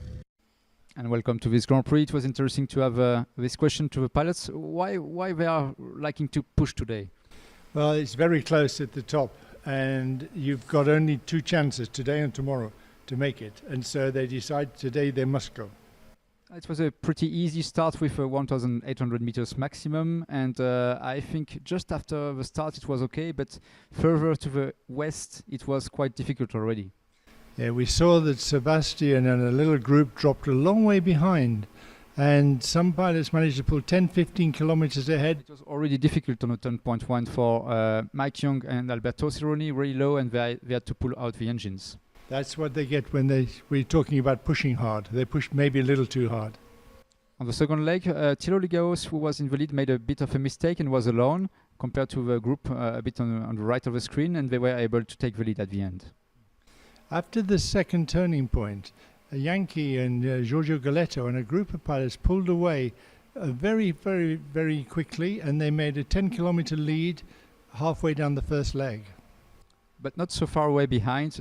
Finally, Sebastian Kawa and his group made the decision to go further to the highest peak to make more altitude. And of course, inevitably, they came together. On the top of the peaks, both groups joined together, and from then they run the ridges all the way to the southernmost turning point. For a while, there was a bit of management of the race with nobody wanted to take the lead, but at the end, they just entering this space around with Valley, they took the decision to make a ridge running. And of course, inevitably, it's Stefan Langer who was making the pace and pulling ahead and deciding what the style of flying should be. So back from this valley, Thilo Ligaus made the best on the ridge running, and he was able to pull out a bit from the group. Thilo took a big risk, and he went on and on getting lower, but he did find a good climb. And compared to Sebastian Caro, who was at the bottom, he had a lot of struggle. Also, Stefan Langer was a bit behind this group, and he took a completely decision different to the north compared to this main group. Sebastian was forced to move on. He didn't climb, and he joined John Gatfield very low, just before the airfield of Pavullo. And Stefan Langer was coming to another hill, but at the end he took no lift. While Sebastian and John dragged themselves up out of the valley, Thilo and his friends, they joined much higher, plenty of altitude for final glide, and they took that all the way back to the finish line. So let's check with Thilo what was going on and why it was so bumpy in the air. At the beginning it really ran very good, and as you said, suddenly the weather got very strange. We got all low, we had to use the ridge, and I was a little bit afraid to use the ridge circling, so I lost a lot, and just a few hundred meters were missing to make it over the ridge to a better place. So then I fall completely out, and I had to do something else. We saw coming further to the east that the weather was deteriorating. We all slowed down, and that was a little bit my luck, because then of course I could catch up, and then the ridge was working again, not as good as yesterday. It was about 15 kph wind, but it was enough to keep the altitude, so kept on pushing. Eventually the pack started circling in a okay thermal, and I took all risk and continued to fly, and I found an even better thermal, and that was it at the end. And the winner, a really hard fought race. There could have been a lot of winners today, but the person who was ahead at the end was in his Ventus 3, of course, 105.5 kilometers now, Thilo Hollinghaus in 3 Victor.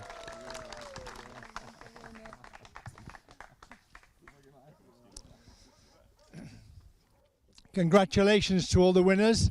Let's get the bottles up, boys.